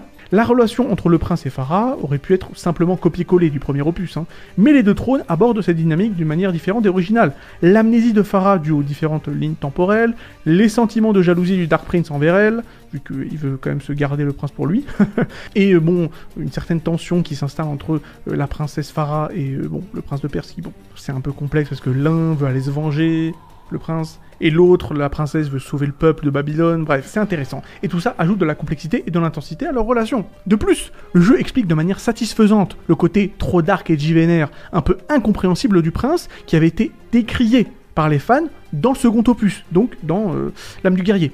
Cela se fait à travers l'incarnation du côté sombre du prince, représenté par le Dark Prince. Ce personnage offre une perspective intéressante sur la dualité du protagoniste et apporte une explication cohérente à la présence de cette facette sombre de sa personnalité. D'ailleurs, Kaelina expliquera, durant l'un de ses monologues au cours du jeu, que le prince se comportait comme un gros métalleux rempli de seum, donc par le passé, à cause du stress d'être constamment poursuivi par le Daraka pendant 7 ans. Et ça fait totalement sens. Voilà. C'est quand même un truc de ouf. Les mecs, non seulement ils te font un super jeu avec les deux trônes, mais en plus ils essaient de te sauver le deuxième opus. Je veux dire, là, voilà, tu tires ton chapeau et tu fermes ta gueule. C'est un truc de ouf.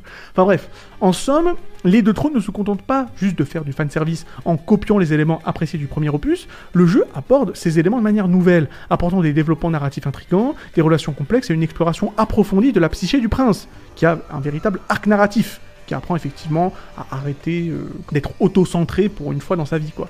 Alors que, évidemment, dans le second opus, Warrior Within, donc l'âme du guerrier, le prince était ultra auto-centré, il était ultra égoïste, parce que le mec, il s'en foutait de déboîter, de défoncer les timelines, tout ce qu'il voulait, c'était dégager le Daraka et survivre. Voilà. Et donc, les deux trônes discutent de cette propension du prince à ramener toute la couverture vers lui. Et c'est très intéressant. Enfin bref, voilà, je vais m'arrêter là, mais sans deck.